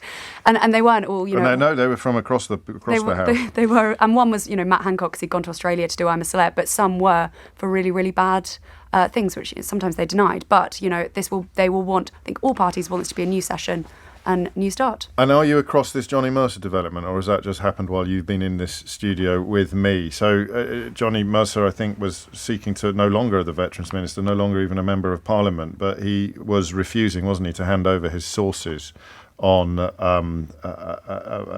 story about misconduct in the armed forces, and he was informed that there was a risk of prosecution for some of the people involved. He's lost his application. Oh, yes. It's been refused. Which means he has until 4 o'clock on Thursday, the 25th of July, or he could be in court again and potentially jailed for refusing to hand over the names of sources and witnesses. Goodness. That's quite the development. He's not having a great month, is he, Johnny Mercer? Thank you, Aggie Chambray. Great stuff. Our new political correspondent. It's the Reform UK Limited party who are all fighting like rats in a sack already. To be fair, and it's not often I say this, you've got the former deputy leader complaining that he's been replaced as deputy leader by the last leader, by the new leader, who's also the owner. And you can't get rid of the owner, stroke leader, unless he decides to go, because he owns it and leads it. So Richard Tice has been installed as deputy leader by Nigel Farage, and Ben Habib, the bloke on Question Time, talking about shooting asylum seekers in boats, of shooting boats full of asylum seekers, whatever the semantics may be. He's now having a hissy fit on social media about being sacked. So the moral of the story probably has something to do with the wisdom of trusting Nigel Farage. Even if you are, I don't know, his wife, or even if you are one of his closest colleagues. I'll read you this tweet because there's not going to be anywhere near as much hilarity, I don't think, in Parliament as there has been in recent years. So thank goodness for Reform UK Limited. I have just been informed, writes Ben Habib, that Nigel Farage, that Richard Tice is taking over as deputy leader of the party. And then he explains helpfully, consequently, I no longer hold that position. Yeah, I'm glad he's helped out with that. I am considering my position more generally in light of this change. I have long held concerns about the control of the party and the decision-making process. I will reflect on all of this. So there, the former deputy leader of the Labour Party revealing that he's long held concerns of the Reform UK Limited Party, revealing that he's long held concerns about the control of the party and the decision-making process. The control of the party is, as I've just described it to you, entirely in the hands of the majority shareholder, who recently installed himself as leader and has now sacked the previous deputy leader and replaced him with the bloke that he replaced as leader when he decided to become leader. And as the majority shareholder, he could become leader. But at least we can all agree that this is what democracy looks like. This is what democracy, transparency and accountability looks like. It's time now for Mystery Hour, your weekly opportunity to achieve the sort of satisfaction not ordinarily available anywhere else on your radio dial. And because we had an election last week. We did do it last week, didn't we? We did do it last Thursday. It just feels like so long ago. How long ago does the election feel like now to you? Don't ring in with that question, because it doesn't have a definitive answer. And that's the only rule of Mystery Hour. All questions must have a definitive answer. This is LBC from Global, leading Britain's conversation. Mystery Hour with James O'Brien. Oh, there we are. 3 minutes after 12. Leave politics in the fridge for a moment and immerse yourselves instead into a world of trivia and illumination, of facts and figures, of erudition and education. It is your weekly opportunity to achieve the sort of satisfaction not ordinarily available anywhere else on your radio dial. The way it works is that you ring in with a question to which you know there must be an answer, but you are damned if you can find it. And then someone else ideally rings in with the answer, and I ask them how they know the answer to that question, and they tell me. So when I say, what are your qualifications, it doesn't mean that you have to say, oh, I have a PhD in applied mathematics. You could just say, I heard it on your programme last week, James, or I saw it on the telly last night, or I have a PhD in applied mathematics. All are valid answers to the question, what are your qualifications, because the question... or rather the answer is how you know it. How do you know that thing that you've just told us? Don't send me messages complaining that you can't get through. Don't forget, Rami, when you're listening on Catch Up. No, a man was not caught with 104 turtles down his trousers. It was 104 snakes. I've already answered that question, but you can probably hear that. You're probably listening to this about an hour behind where we currently are. A nice moment, though, to remind you that with Global Player you can rewind and pause live radio. Should we crack straight on? I don't think we need much. Oh, crikey, there's a prize. There's an amazing prize, a brilliant prize for my favourite contribution of the day. You can win a Mystery Hour board game. Absolutely beautiful bit of kit. Yours for the price of a brilliant question or answer, or just a winning contribution. It may be your personal charm, your charisma that shines through rather than your actual words. 0345 6060 973 is the number you need to play. The full terms and conditions for the conversation competition are at lbc.co.uk. And if you want to buy a Mystery Hour board game or find out more about it, you can do so at mysteryhour.co.uk. Thank you very much. I remembered it all. Rob's in Cargreen in Cornwall. Rob, question or answer? A question, please, James, if that's okay. Carry on, yeah, absolutely.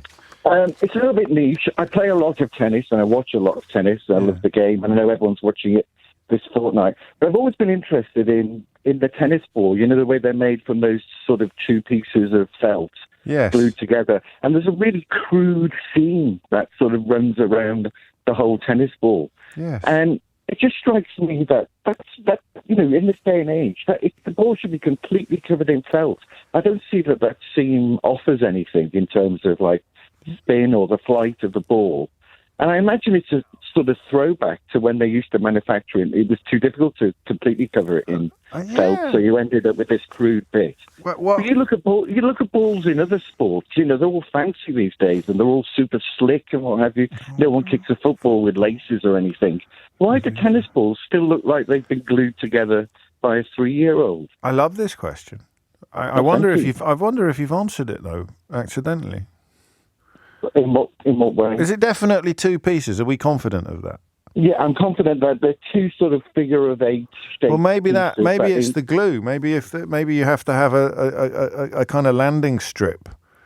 I know. I appreciate that, but I think I don't think that's. I'm not sure. But if the glue touched the felt, we'd be in a right old state, wouldn't we? No. What you've got is the seam is sort of like the rubber underneath. That's all around the ball anyway. But you could cover them. If you go into a beach shop, say, you know, and, you know, somebody to kick around on the beach, you see loads of these big, massive balls, felt balls, and there's no seam on them, anything. They're completely covered in felt. I would have thought that would give a smoother flight. Yeah, I would as well. I would as well. More uniform contact, you know, when you're hitting it with the racket. I realise it's really niche, but I don't think it's niche at all. This is Mystery Hour, mate. Everything's niche, isn't it? You can't really ask a question of universal application or universal interest. Very well said. Yeah, you're on. Is it a money-saving thing as well? You know, just would putting that little bit of extra felt cost the manufacturers that bit more? I don't know.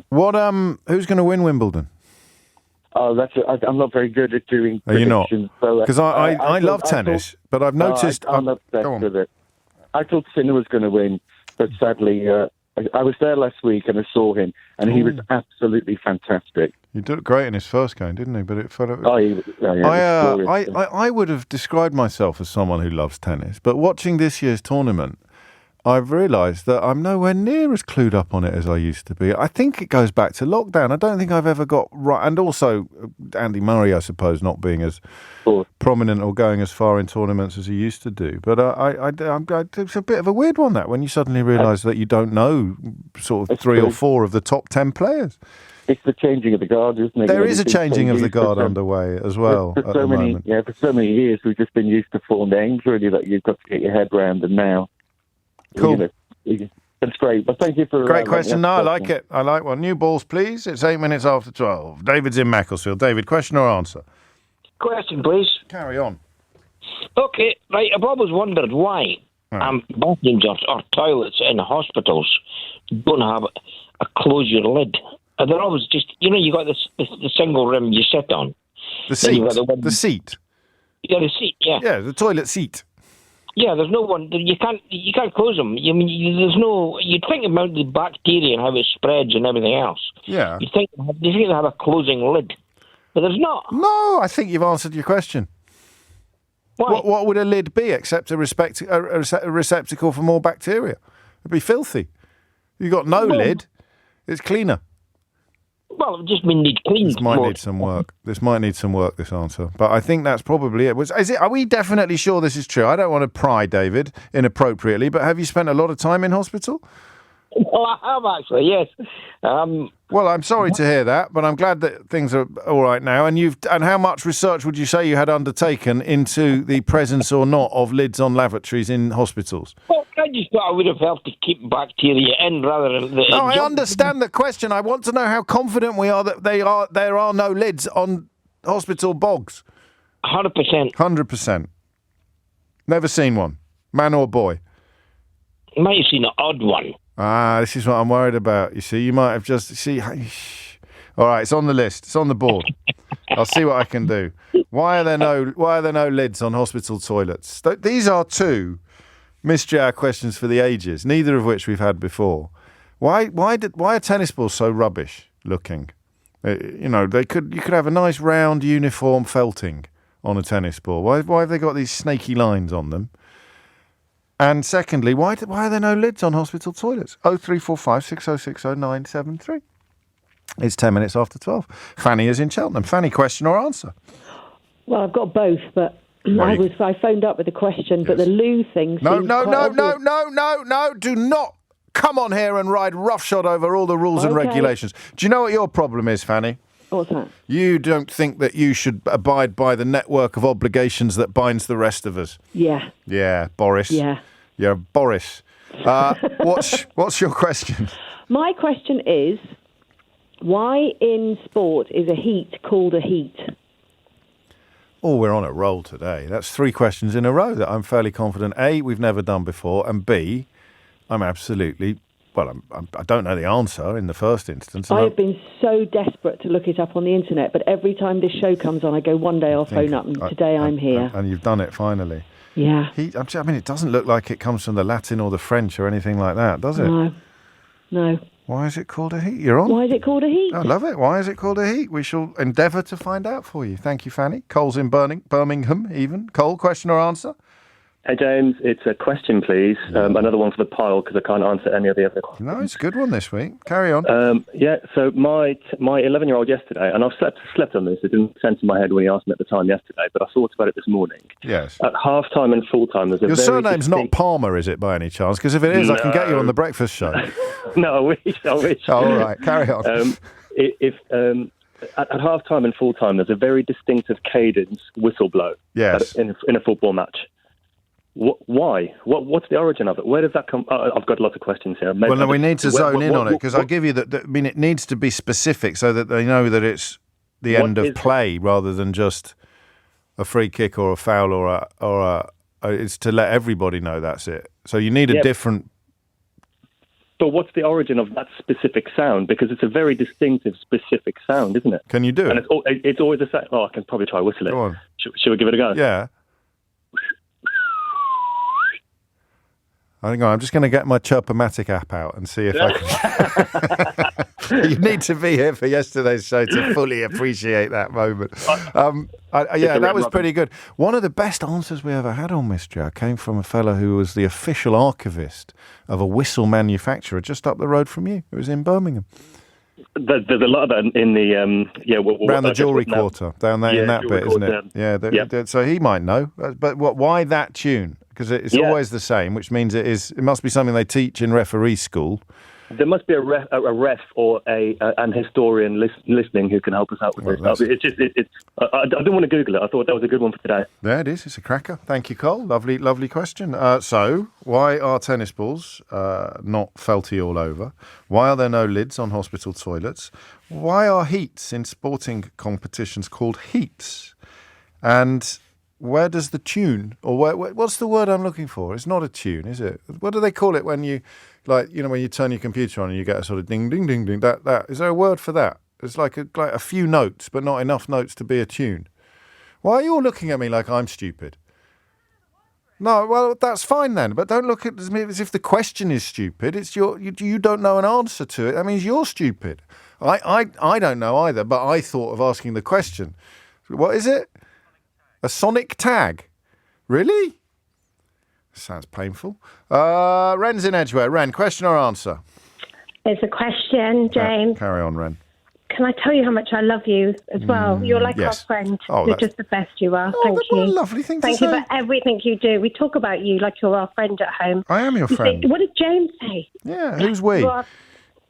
Me and my husband. Oh, thank you, Ren. That's such a lovely thing to hear. Thank you. But anyway, what's the question? My question is, so can you tell from a shell where it's from? Oh, I thought the whole question was going to rhyme then. Can you tell from a shell how it smells? Can you tell from a shell? The ocean, hopefully. What you mean? Yeah. So we have shells. We have shells from, various holidays. Yes. They're in like pretty jars and. Oh, I see what you mean. Them on boxes, and can you tell? Because they're all mixed up now. But if you gave it to somebody clever, could they tell? Okay, this shell is from. You can tell from genetics. Our genetics where we're. I bet you can, because would I be right in thinking you don't read a lot of crime fiction? No, because they do soil. The one I'm reading at the moment is they're doing some soil and sand analysis, and they will be able to identify whether the body was moved from place A to place B, or where the body. So I bet you do similar with shells, certainly with crushed up shells, which is what some beaches are made of. Yes, I love this. I love this question, but that means there'd be some sort of database. And how big is it? So if I've got a bit of shell stuck in my boot, would they be able to say, oh, that's from a certain beach in Thailand, for example? Yeah, but it wouldn't even have to be specific to the beach, right? Some of my shells are from Thailand, but even from the part of the world. Yeah, but how can they do it with soil then? But isn't it does soil move around like shells do? No, but it's got a different it's got a more complicated makeup probably, so it's easier to specify. They do it, well, it's a brilliant question. Do shells have DNA? Mike's had a go at a poem. He said, can you tell from a shell where it fell? But do shells fall? No, that's rubbish. This is better. James has gone for, can you tell from a shell where it did dwell? Oh, I like that. I'll share the mystery. I'll share the game. That's a bit presumptuous. Oh, really? Oh, now it's coming out. All that soft soaping at the beginning of this call. All that buttering up. No, we do love you. You're the best. You are. Thank you, Red, and to your husband as well. 12:17 is the time. Mystery Hour on LBC with James O'Brien. Don't ring in to answer the silly questions I come up with on the back of other proper questions. I don't know. I think it's called a chime when you turn on your computer and it goes bing, bing, bing, or something like that. But is that what word would you use to describe the referee's whistle? Is it a tune or a chime? I don't know. But it's not important, because that's not what the question was. That's not what Cole asked us. The question is, where does it come from? The very distinct series of notes that the referee blows on his whistle at full-time or half-time. Where does it come from? I quite like that from Alex as well. He says, I just tuned into Shell BC. Dan's in Medway. Dan, question or answer? It's a question, please. Yeah. When I take my shower head out of the shower holder and lower it down to wash my body, the water gets hotter, and I can't work out why. And it's not just my particular shower. It's in hotels and other, previous residents. Have you had this conversation with anyone else? Yeah, do you know what? The producer asked the same question. I haven't had the confidence to ask anyone. No, but here you are in front of 1.4 million people potentially. I mean, but no one can see you, Dan. No one can see you. So in ways you are feeling anonymous, even as you ask this question, aren't you? Exactly. You've got it. Because I don't think it's possible. I knew you was going to say that.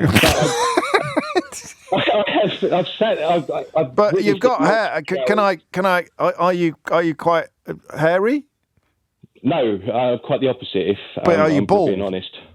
No, not from the top. Have you got a full head of hair? Yeah, but that's all right. I don't need to know any other details. No. You've got a full head of hair. I do. And the water is landing on that. And then when you take...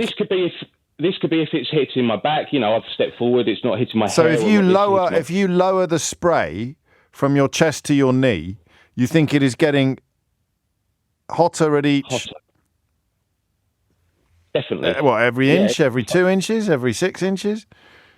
I mean, it does feel gradual. The lower it gets, the hotter it gets. I'm putting it on the board, but I mean, I can't see how this would be true. Pressure might change. Pressure probably would change slightly, and that's the only thing I could think of. But I would have thought it got colder because the cold water's not having to work as hard in the system, not hotter. Yeah, but then it's going downhill. I still don't like this question going downhill, if I'm honest, but... I like the question. I don't know who would be able to answer it. I suppose some sort of physicist. All right, you're on. I like it, Dan. Take it easy. So you're in the shower, right? Showering your head. Bald or hairy, makes no difference. Feeling a certain temperature, and then you take, I'm just going to give the old body a bit of a sluice. So you take the shower out of the shower head, and, it's gone a bit colder. Not a lot colder, but it's gone a bit colder around the sort of nipple area, and then you get around the thighs, it's got colder still, and by the time you're washing your feet, it's practically Arctic. Is that feasible? Does it happen? 0345 60 60973. I think it might do, actually. 22 minutes after 12 is the time. Dean is in Enfield. Dean, question or answer? It's an answer, James. Carry on, mate. So it's to do with the hospital and the toilet seat. Fantastic. Go on. So basically, it's all to do with government regulations around something called Doc M.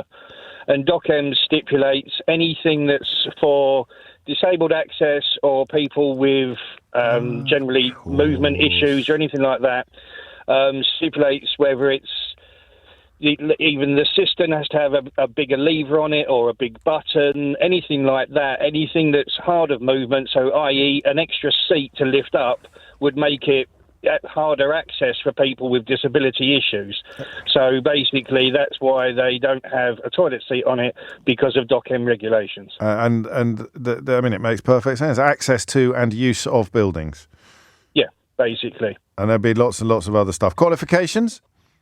I work in the bathroom distribution industry, so yes, I could probably answer the other one about the shower head as well, but obviously I'm not allowed to. No, you better not. just to be on the safe side. Dean, can I ask you a question? Go. What do we think about baths in bedrooms? It's a very niche kind of thing, yes. I mean, it was generally more traditional kind of setups that have it, and obviously you do get, some kind of fancy. Yeah, that's what I'm into. That's right, because I think we're about to get ours done, I'm very drawn to this. We went away for the weekend, and there was a bath in the bedroom, and I thought it added a whole new dimension. Yeah, I mean, my point of view is probably, my partner wouldn't want to see me getting out of the bath when she's in bed. No, that's true. She could close her eyes. Well, yeah. But you can have a nice chat. You can have a nice chat. Yeah, it depends how long it takes me to get out of the bath as well. Well, not just when you're getting out. You can have a chat while you're in it. I'm a fan, but I think that Mrs. O'Brien's going to need a little bit of persuading on this one. And I was hoping you might give me some ammo, but frankly, you haven't. Yeah, no, you haven't helped. All I've got now is an image of you. Not for me. I've got no. Round of applause for Dean, please. Lovely work. Dave's in Norfolk. That's a bit vague. Whereabouts in Norfolk? Rudham. Rudham? Yes. Have we done this before? We have, yes. Were you thatching? Were you thatching a roof last time? Oh no, just carpentry work. No, that was it. You mentioned a certain pub in Rudham. Yeah, I did. The Crown. Yeah, no, I was about to show off my knowledge of Norfolk pubs again, but given that it's exactly the same audience as last time, I won't bother. Can we change Dave's address from Norfolk to Rudham, please, so that I don't do this 3 times on the trot? Question or answer, Dave? Since the pub, they've put a picture of you up in the pub bar, basically. They what? They've put a picture of you in the pub. Yeah, that's because I'm barred. James, I was on holiday. It's a question. I was on holiday about a month ago in a nice Greek island, and I'm curious of how much revenue the island keeps and how much they send back to mainland Greece. Because they've got regional government of sorts, but wouldn't that be the same as how much? Does it all go back to central government and then come out again like it would with council money? Yes, basically. Yeah, because obviously the island has to be. Well, it's not going to be. It's not going to hold true across all countries, is it? Different countries will have different rules. Crete. Where were you? What island? Kos. Oh, no, I've not been to Kos. Was it nice? Yeah, very good. Thank you. How hot was it? Windy, though? But there we are. How hot was it? 33. Oh, that's not too bad. The wind can be misleading. I'm worried. We're off in a week and a half, but it's so hot at the moment. I'm worried I might melt. Anyway, this is the question that needs an answer to it. When you're on holiday on an island, and you know, we'll take anything on this. So it could be Greece, it could be Spain. How much of what's the economic arrangement with the mainland? How does it work? So you pay £100 in Kos, how much of it ends up in Athens? I like it. Dave, thank you. Take care. 26 minutes after 12. Give my love to everyone in the crowd. They have no idea who I am, of course, but it's nice. It's the thought that counts. James is in Gillingham. James, question or answer? Oh, it's a question, James. Yes. Please. Carry on. I was hanging the washing out earlier on, and a little spider, one of those little spiders that hides in the clothes pegs sometimes, came down, went down about 2 feet, and then on its thread, and then pretty well immediately it came up again. And my question is, what happens to that thread? Because it can't eat it, because it would be the equivalent of you or I being a spider having an eighth of an inch, quarter of an inch rope. Yeah. And then so where does it go? So they come down and then they kind of take it back in again? Well, yeah, but I don't know whether they reel it up, but then there's no sign of that, and what do they do with it? So yeah, that's my question, really. It's a nice question, that. Thank you. Isn't it? So it's not why are they doing it? It's just literally, here is a metre of web. What's the correct word? Not web. What's the thread? Thread will do. Is it thread? Anyway, sure. Here's a metre of it.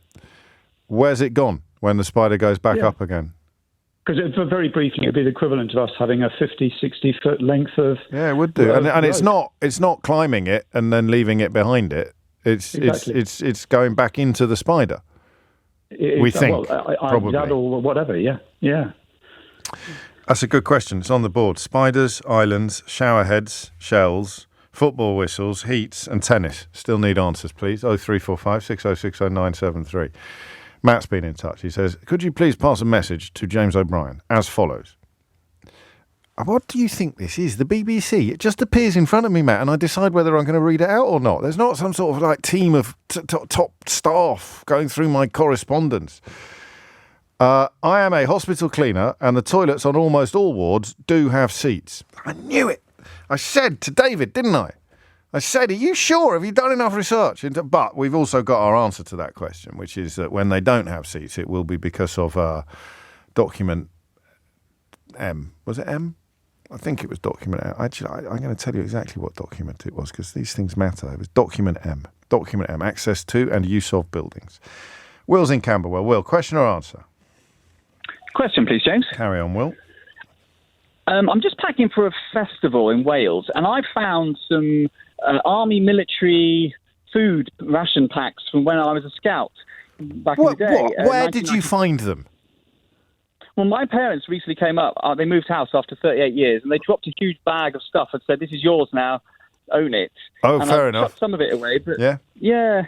So I've got a half pint of mulligatawny soup, oxtail soup, rolled oats mix, and sugar, coffee, but it was packaged in 1992. 1992. Tinned or dried? Is it tinned or dried?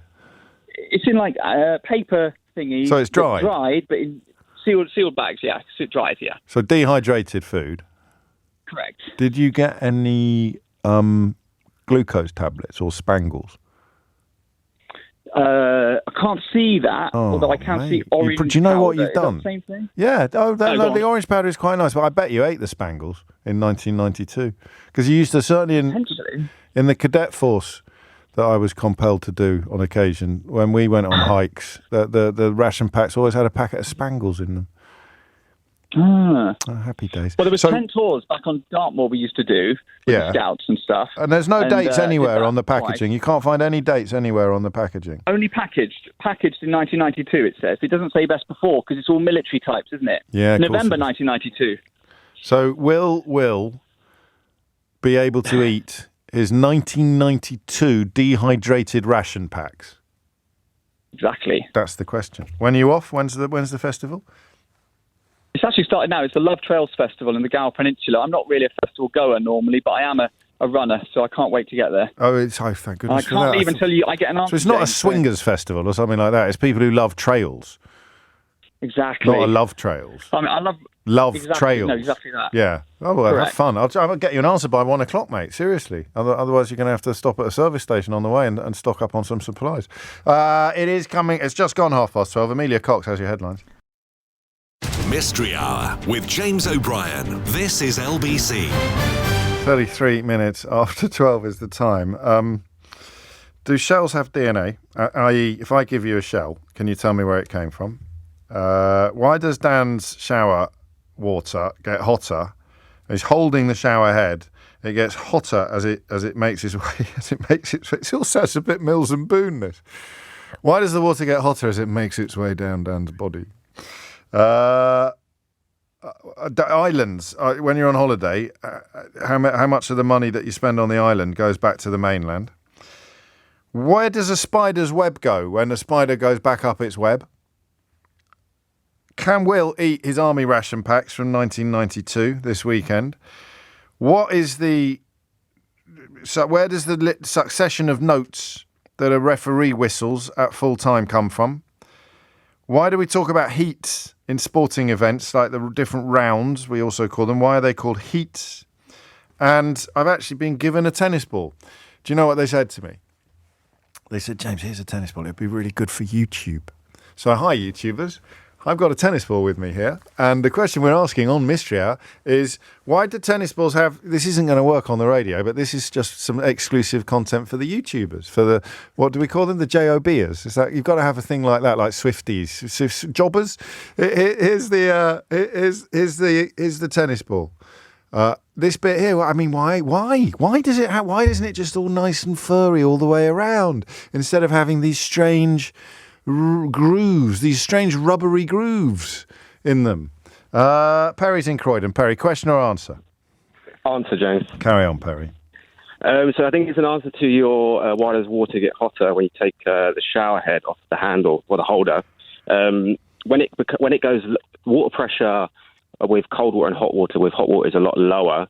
So as you bring the head off and down more to the level of where the water is coming in from the pipework, it has less distance to travel up with that pressure. So it will come out hotter, or more hot water will come out with the cold, which makes it feel hotter, or does make it hotter. I think I understand. So it's working less hard.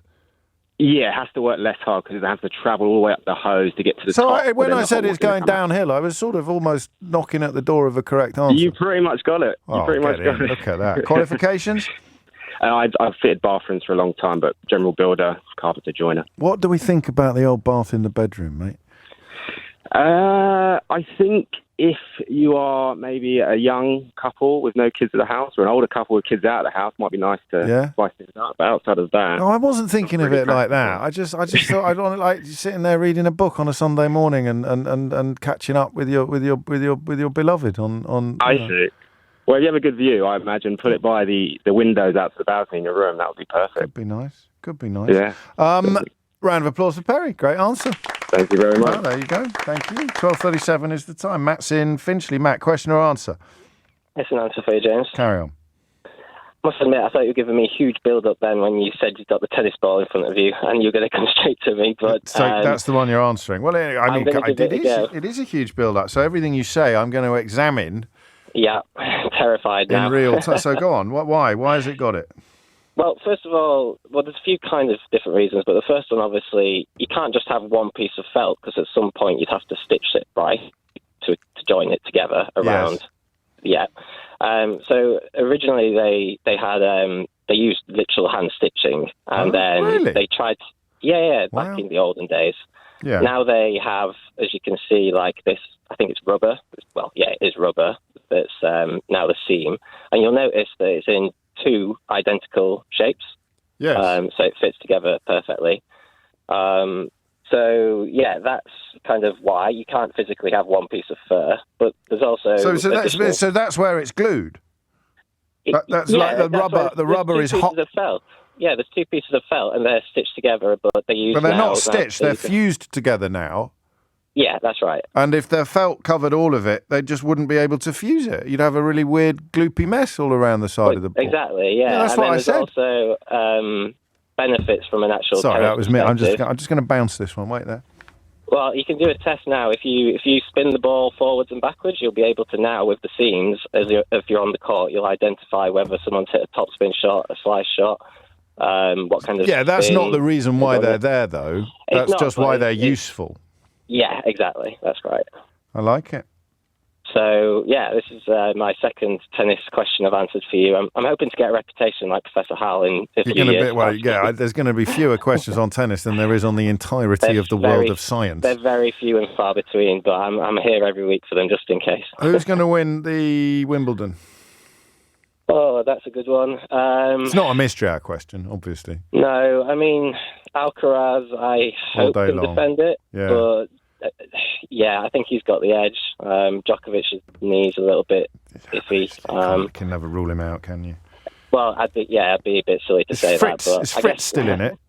No, he lost yesterday in 5 to the Italian. I told you I wasn't paying as much attention as I usually do. I quite liked Fritz. Qualifications, please, Matt?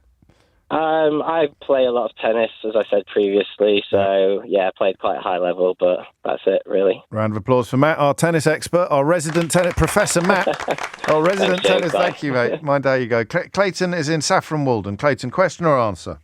Question, James. Carry on, mate. Why is it, whenever your hands are covered in something, do you get an itchy nose? You don't, though, do you? Not every... No, you don't. Most of the time, you always do. It's like on the bridge. I was making some Dutch snacks yesterday for the football match. Dutch snacks? What's a Dutch? This is, I mean, that's for eating, right? Yes. Yeah. So I made some bitter ball and some croquettes. Oh, get you. I love this. Getting into the spirit of things with some sort of relevant ethnic cuisine. Yes. You could have just put some mayonnaise on your chips and saved yourself all the hassle, couldn't you? Could have done, yeah, but they were delicious. Yeah, I like it. So you're all covered in batter? Flour, batter, breadcrumbs, meat, you name it. And the moment my hands were covered in that stuff, I started to get an itchy nose. Can I ask you a question? Go for it. Were you expecting to get an itchy nose? No. Yeah, you were. No, I wasn't. Yeah, you were. No, I wasn't, because my nose I don't normally get an itchy nose, but it happens when your hands are covered in stuff. Oh, I don't know that it does. What did you do? Did you use your sleeve? I tried to use the back of my hand. Yeah, risky. But it doesn't get, you tend to still get a bit messy. And so in the end, I had to wash my hands because it just doesn't go away till you scratch it. Should have used pincers. Not to do the nose, to do the coating of the croquettes. Well, I learned quite quickly, and I just had lots of spoons in every different. Yeah, that's it. Coverage. You do learn quite quickly because I do a nice chicken parmigiana. Oh, really? You're like a schnitzel. Yes. So you've got your flour, your egg, and your breadcrumbs. Mm-hmm. And if you try and do that with your hands, then it's going to be like you've got oven gloves made of batter on by the time you get to the second or third schnitzel. But I never got an itchy nose. But you're using pincers. Your hands aren't getting dirty. No, that's why I use pincers, because I used to use my hands, and I realised what a mess it made. I was all over the shop. I like it. Look at us, pair of chefs. Thank you, Clayton. The question is on the board. I mean, there's unlikely to be any biological explanation of this, but is there any truth at all in Clayton's theory that when his hands are covered in gunk, he always gets an itchy nose? 0345 6060 973 is the number that you need. John's in Stockton-on-Tees. John, question or answer? It's an answer. Have you got an itchy nose? I certainly don't. No, carry on then. Some people do. So just talking about it, it's like sneezing. Anyway, go on. What have we got? Yeah. So I'm just going to challenge the cooling effect of the shower head. Oh no. So that's a steward's inquiry. I am afraid it is. Yeah. I could probably give a little bit of credence to the previous answer, and I'll give him some credit for that, but I think we're looking at cooling effects. So if the temperature of the water that leaving the nozzle is X, and you've got a spray of water, so you've got quite a lot of surface air being exposed to air, it's going to be cooled. So the temperature at the head, when the water reaches the person's head, is X minus Y. Yeah. Now, if you take it off the holder and bring it closer to your body, less time to cool, and feel appreciatively warmer. Oh, so the gap is smaller. The gap is smaller, and there's less surface air being exposed to air, less cooling effect taking place. Also, the lower limbs are likely to feel a little bit cooler as well, so they're going to feel appreciatively warmer. I think you can both be right, can't you, on this? Potentially, yeah. I'm going with that. I'm going with the qualifications. Diagnostic radiographer, study heat removal for heat X-ray tubes, heat dissipation on bodies in MRI scanners, that sort of thing. I was about to tease you and say, no, I don't mean that sort of qualification. I mean, how do you know this thing that you know about shower heads? But actually, it is part of your radiography qualifications that have given you the education on the question of heat retention and diffusion. Round of applause for John, please. That was a lovely answer. We're a bit short of answers, aren't we? Hopefully we've got a lot more coming. I'm just going to write that. John there. And William is in Chinon in France. William, question or answer? Got an answer. Carry on then. So the spider web question. Oh, yes. So basically there's hundreds of species of spiders, but there's two different ways that they sort of recycle the silk. So a lot of them do eat it. Yeah. And then, really? Yeah. Yeah. What, they eat it, digest it, and then re-secrete it again? Reuse. Well, I see. Yeah. But the answer to the actual question is the ones that sort of drop down and speed back up. Yes. They don't have time to eat it in that time, so they just bundle it up with their back legs. Really? Yeah, and I've seen them do it because I've got into macro photography, like spiders and insects. Really close up, really tight close-ups of tiny little things.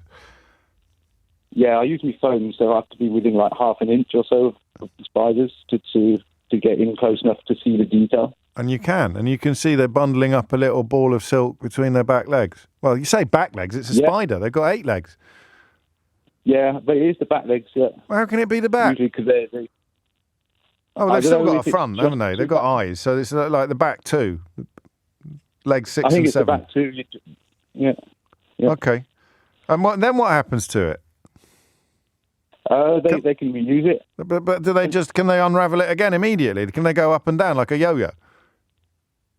I haven't seen them do that, but I presume they can, or they can probably just... There's a finite amount. But then that's why they don't drop down like 8 meters, because they wouldn't be able to.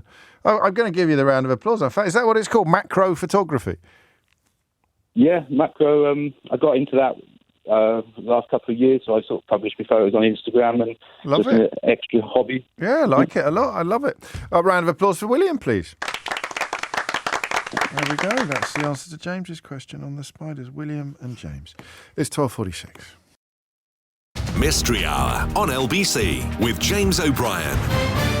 It is 12:48. You're listening to James O'Brien on LBC. I got to channel Stuart Lee for a moment and point out you can't say anything anymore without being called a racist, can you? Neville's been in touch to say shocking xenophobia from @Mr. James OB on Twitter. Dutch cuisine is about much more than mayonnaise on fries. We put mayonnaise on lots of other deep-fried foods too. And that's only half of the controversy spawned by that throwaway line about mayonnaise on chips, or fries, if you prefer. An awful lot of people from Belgium claiming that it's Belgian, not Dutch. It could be both. It's a bit like hummus, this, but we better not go there. 12:49 is the time. Lots of questions needing answers. Madison is on the Gold Coast in Australia. Madison, question or answer? I've got an answer. Carry on. Okay, so the caller who said, "Can I eat these rations?" Will. Yeah, Will. Yeah. He can eat those rations. Yeah. But it's going to taste really bad and make him kind of sick. Well, I think, I don't know you know this, but what he meant was, can I eat these rations and it will all be okay?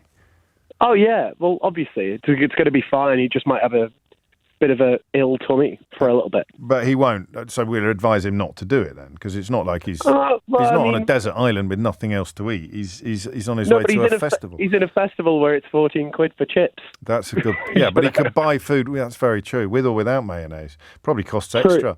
What are your qualifications? So I've actually eaten an MRE, a meal ready to eat, from the 60s. Why? I was obsessed with like military stuff, and it came up.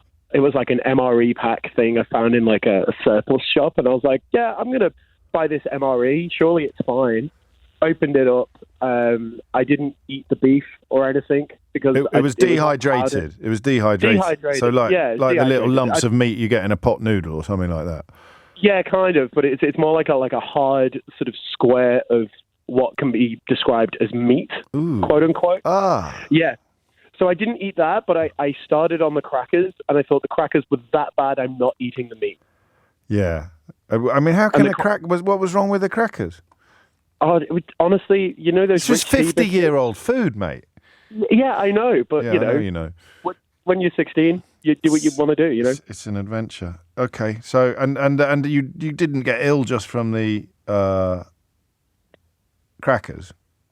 Oh no, I mean, I had the crackers, and then it was a bit sort of, oh, I'm not sure about this, and then sort of sniffed the beef, and that was enough to make me feel a bit sick. I'm not having it. So was it just beef and crackers in the pack?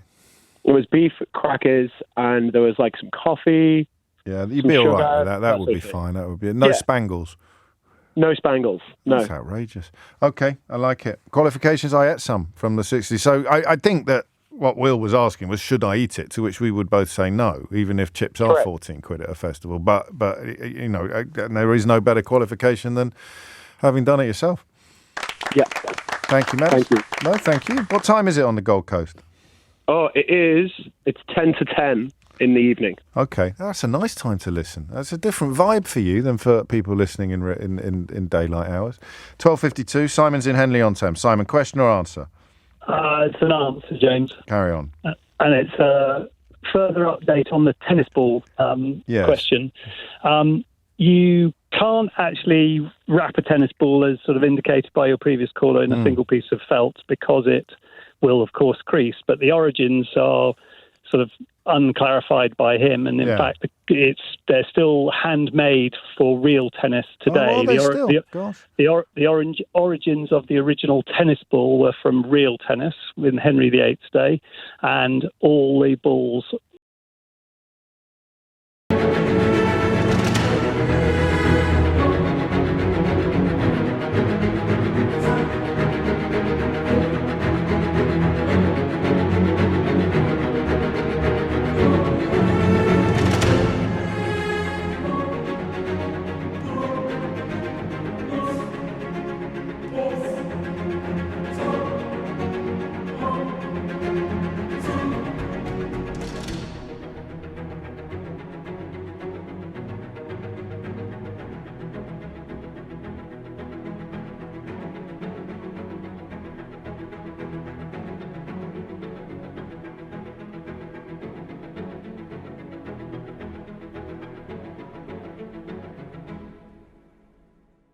All tennis balls were hand sewn. Lawn tennis became a derivative of real tennis only hundreds of years later, and they developed a soft ball to play with, but of course they wrap it with a single piece of felt. So they would have been hand sewn. Where do you live and learn? As of today, on the 47 courts in the world, every single real tennis ball is handmade. Qualifications? And hand sewn. I am chairman of a real tennis club, and I play real tennis. We've done this before. No, we haven't actually. Have we not? Well, there's someone else who plays real tennis has rung in. There can't be that many of you. No, there's only about 5,000, I think. So you probably know each other. Probably. Well, it depends how. Yeah, exactly. I like it. A round of applause for Simon, please. Why do you choose to play real tennis, given it's esoteric? It can't be a better game than lawn tennis, or do you think that it is? It's far better. Is it really? Far more intellectually challenging, and it's not just about how hard you hit the ball. In fact, it's quite the opposite. So it's well worth a look on YouTube, because anybody, and also it allows you to play to a much greater age in life than your average tennis player who will require fitness, because it's played on an indoor court, and it's a mix between squash and tennis. I was about to say it sounds like a mix between squash and tennis. And I think there's one. Is there one at Hampton Court? Is there a court? There is. The original court is at Hampton Court, built in 1540, something like that. People, can you still play on it? Yeah, absolutely. It's one of the busiest courts in the world. And if I say, I mean, we're talking about the history of tennis. If I were to say David Attenborough, would you know why? No, that might be a bit incongruous to me in that context. What colour are the balls in real tennis? Well, they're green. Oh, are they? Greeny yellow, the same as regular lawn tennis balls. I don't know that they would have always been like that, because I think when David Attenborough was controller of BBC Two, he brought in green tennis balls because of how they looked on the telly. Right. No, it's true. Don't laugh. Yeah. Well, I hope it's true. I've said it out loud now. It's probably an urban myth, isn't it? I'm curious. They have been made occasionally in other colours, like pink. I used to get white ones when I was a kid. Yeah, sometimes. Exactly. And you're right. You get the multicoloured ones as well for training and stuff like that. We have a pink pair of real tennis balls, which are, I think, originally Henry VIII's real tennis balls. Well, you see, they were pink, embossed, and they were embossed with a royal crest. So, because that was the extent they went to. So, and you have to change the real tennis balls, get remade about every 2 to 3 weeks. So the professionals, they spend their life literally sewing, because you go through 60 at a time. Good Lord. Round of applause for Simon, please. I'm standing by my David Attenborough story. I am. I absolutely am. James is in Bishop Stortford. James, question or answer? I've got an answer. Carry on. So it's an answer to the question about can you tell where shells are from? Yes. And the answer is yes. Yeah, I knew it. So there's sort of geographically distinct sort of isotopic signatures all over the world for certain elements, and carbon is one of them.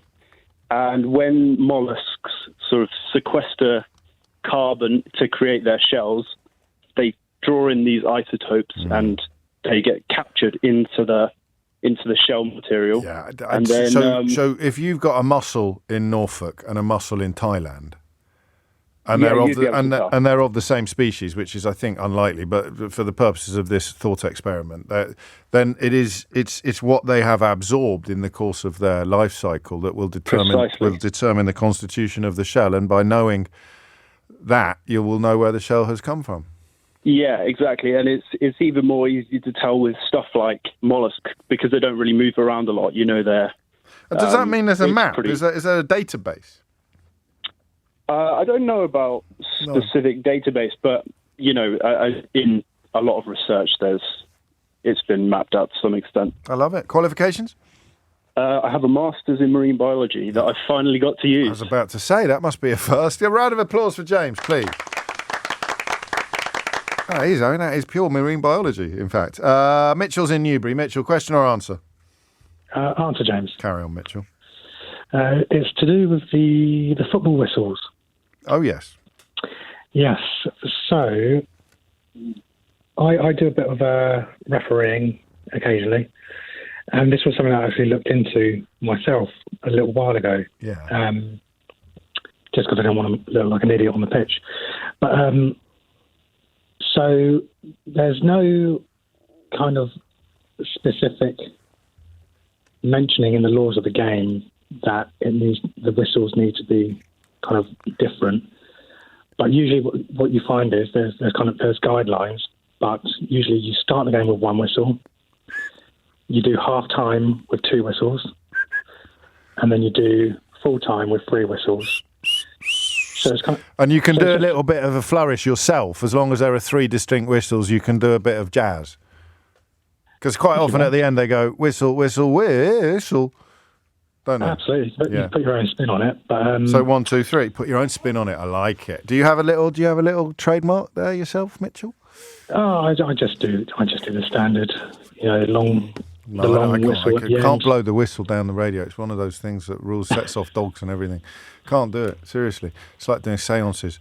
There's no official writing of this in the laws of the game. It's just evolved once, because you've got to know. Listen, I'm not well, I am hurrying you, but only because it's 12:59 and Sheila's here. So quick round of applause for Mitchell.